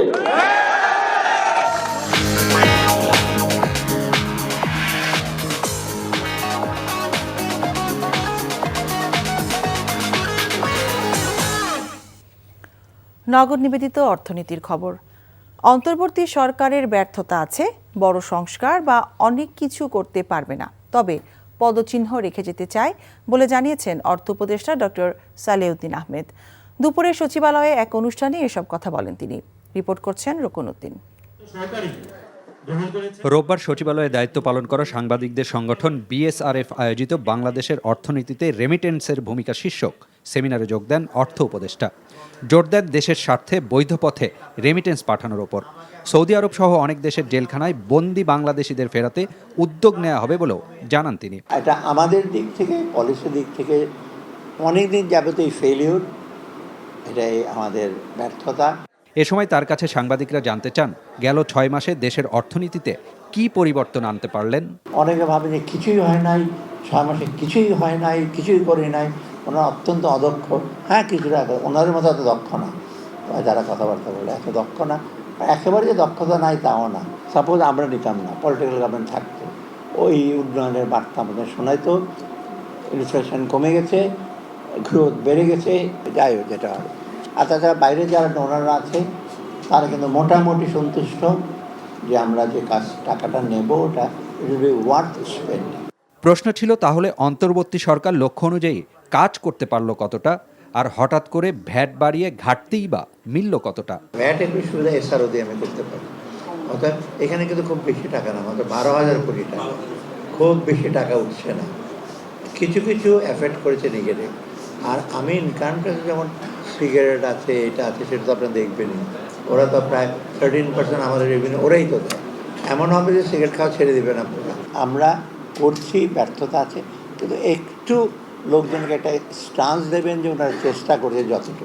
এবং we want to leave a footprint. আমরা সব কিছু করতে পারবো না, বড় বড় সংস্কারও করতে পারবো না, অ্যাটলিস্ট আমরা যেটা করছি লোকজন কনভিন্স, এটা যেন ওরা কন্টিনিউ করে। বলতে গেলে প্রতিদিনই দাবি আদায়ে সড়ক অবরোধের যৌক্তিকতা নেই বলেও মনে করেন অর্থ উপদেষ্টা। আমরা অনেক চাপের মধ্যে আছি, 100টা চাপের মধ্যে আমরা 10টা মানি। এই যে আপনার রেলওয়ের ডিমান্ড, সেই ব্রিটিশ আমলের ল, ওভার টাইম দাও, আচ্ছা ওভার টাইম দিলাম, লিমিট ছিল বলে লিমিট উঠিয়ে দাও, সেটা আবার পরে উঠে দাও। কদিন পরে বলো আমরা চাকরি না করে বেতন দাও, তখন যদি কী করবো আমি। রুকনউদ্দিন, এনটিভি নিউজ, ঢাকা। চ্যাম্পিয়ন্স ট্রফিটা বাংলাদেশের জন্য বেশ চ্যালেঞ্জিং হবে, তবে নাজমুল হোসেন শান্তর দল শেষ 4-এ উঠলে অবাক হওয়ার কিছু থাকবে না। দুর্দান্ত পেস ইউনিট, অভিজ্ঞ আর তারুণ্যের মিশেলে দলটা ভারসাম্য বলেই বাংলাদেশকে নিয়ে আশাবাদী সাবেক ক্রিকেটাররা। মমিনুর রিপনের রিপোর্ট।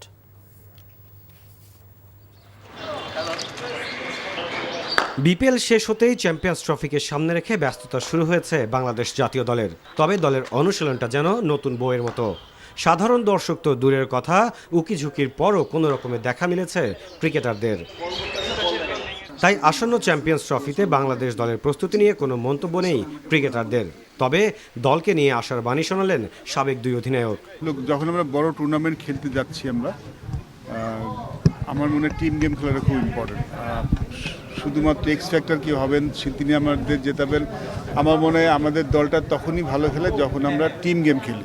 সেমিফাইনাল তো আমাদের সবারই হয়তো আমরা আশা করি, আমরা যারা দর্শক আছি বা আমরা যারা এক্স ক্রিকেটার, তো ওই লক্ষ্যটা চিন্তা না করে আমার মনে হয় যে ম্যাচ বাই ম্যাচ চিন্তা করা উচিত। এবং প্রত্যেকটা টিমের সাথে আমরা কিন্তু জিতেছি, এমন না যে আমরা তাদের হারাই নাই কখনো। বড় মঞ্চে হারিয়েছি, নিউজিল্যান্ডকে আমরা চ্যাম্পিয়ন্স ট্রফিতে হারিয়েছিলাম, যে জায়গায় আমাদের 33 রানে 4 উইকেট পড়ে যাওয়ার পরে। তো এগুলো তো আপনাকে আলাদা একটা কনফিডেন্স দিবে অবশ্যই। বেটার ক্রিকেট খেলতে হবে আমাদের সবাই, তিনটা ডিপার্টমেন্টে। শিশুদের মানসিক স্বাস্থ্য উন্নয়ন ও সুবিধাবঞ্চিত শিশুদের খেলার সরঞ্জাম বিতরণ সহ ক্রিকেটীয় সংস্কৃতির সঙ্গে পরিচিত করার লক্ষ্যে জাভেদ ওমর বেলিম ইনিশিয়েটিভের উদ্বোধনী অনুষ্ঠানে উপস্থিত হয়েছিলেন সাবেক ক্রিকেটাররা। সেখানেই বাংলাদেশ দলকে আত্মবিশ্বাসী থাকার পরামর্শ দিয়েছেন সাবেকরা। ব্যাটিং নিয়ে আমার মনে ব্যাটে বল আসবে, ব্যাটিংয়ে তো ওয়ারি করার কিছু নাই। যদি আপনি আমাদের এনসিএল দেখেন, আমাদের বিপিএল দেখেন, প্লেয়াররা অনায়াসে স্ট্রোক খেলেছে, প্রচুর আগে ছক্কা মেরেছে, ওটা ওয়ারিড হবে না। ওয়ারিড হবে আপনার কোন স্লটে বলিংটা খুব চ্যালেঞ্জিং হবে এই চ্যাম্পিয়ন্স ট্রফিতে। পেস বোলারদের কিন্তু কম্পিটিশন খুব বেশি, কেউ কারোর চেয়ে কম বেশি না। তো আমার মনে হয় যে আমার পেস বোলারদের নিয়ে আসলে চিন্তা করার কোনো দরকার নেই। যে উইকেটই হোক, এখন তাসকিন অনেক লেবার বোলিং করে, অনেক বুদ্ধি নিয়ে বল করে, মুস্তাফিজ আছে, তাজিম সাকিব আছে, আশা করি সবাই ভালো বল করবে। এই ফাউন্ডেশনের উদ্বোধনী অনুষ্ঠানে প্রধান অতিথি হিসেবে উপস্থিত ছিলেন বিসিবির সভাপতি ফারুক আহমেদ। Mominur Ripon, NTV news, Dhaka.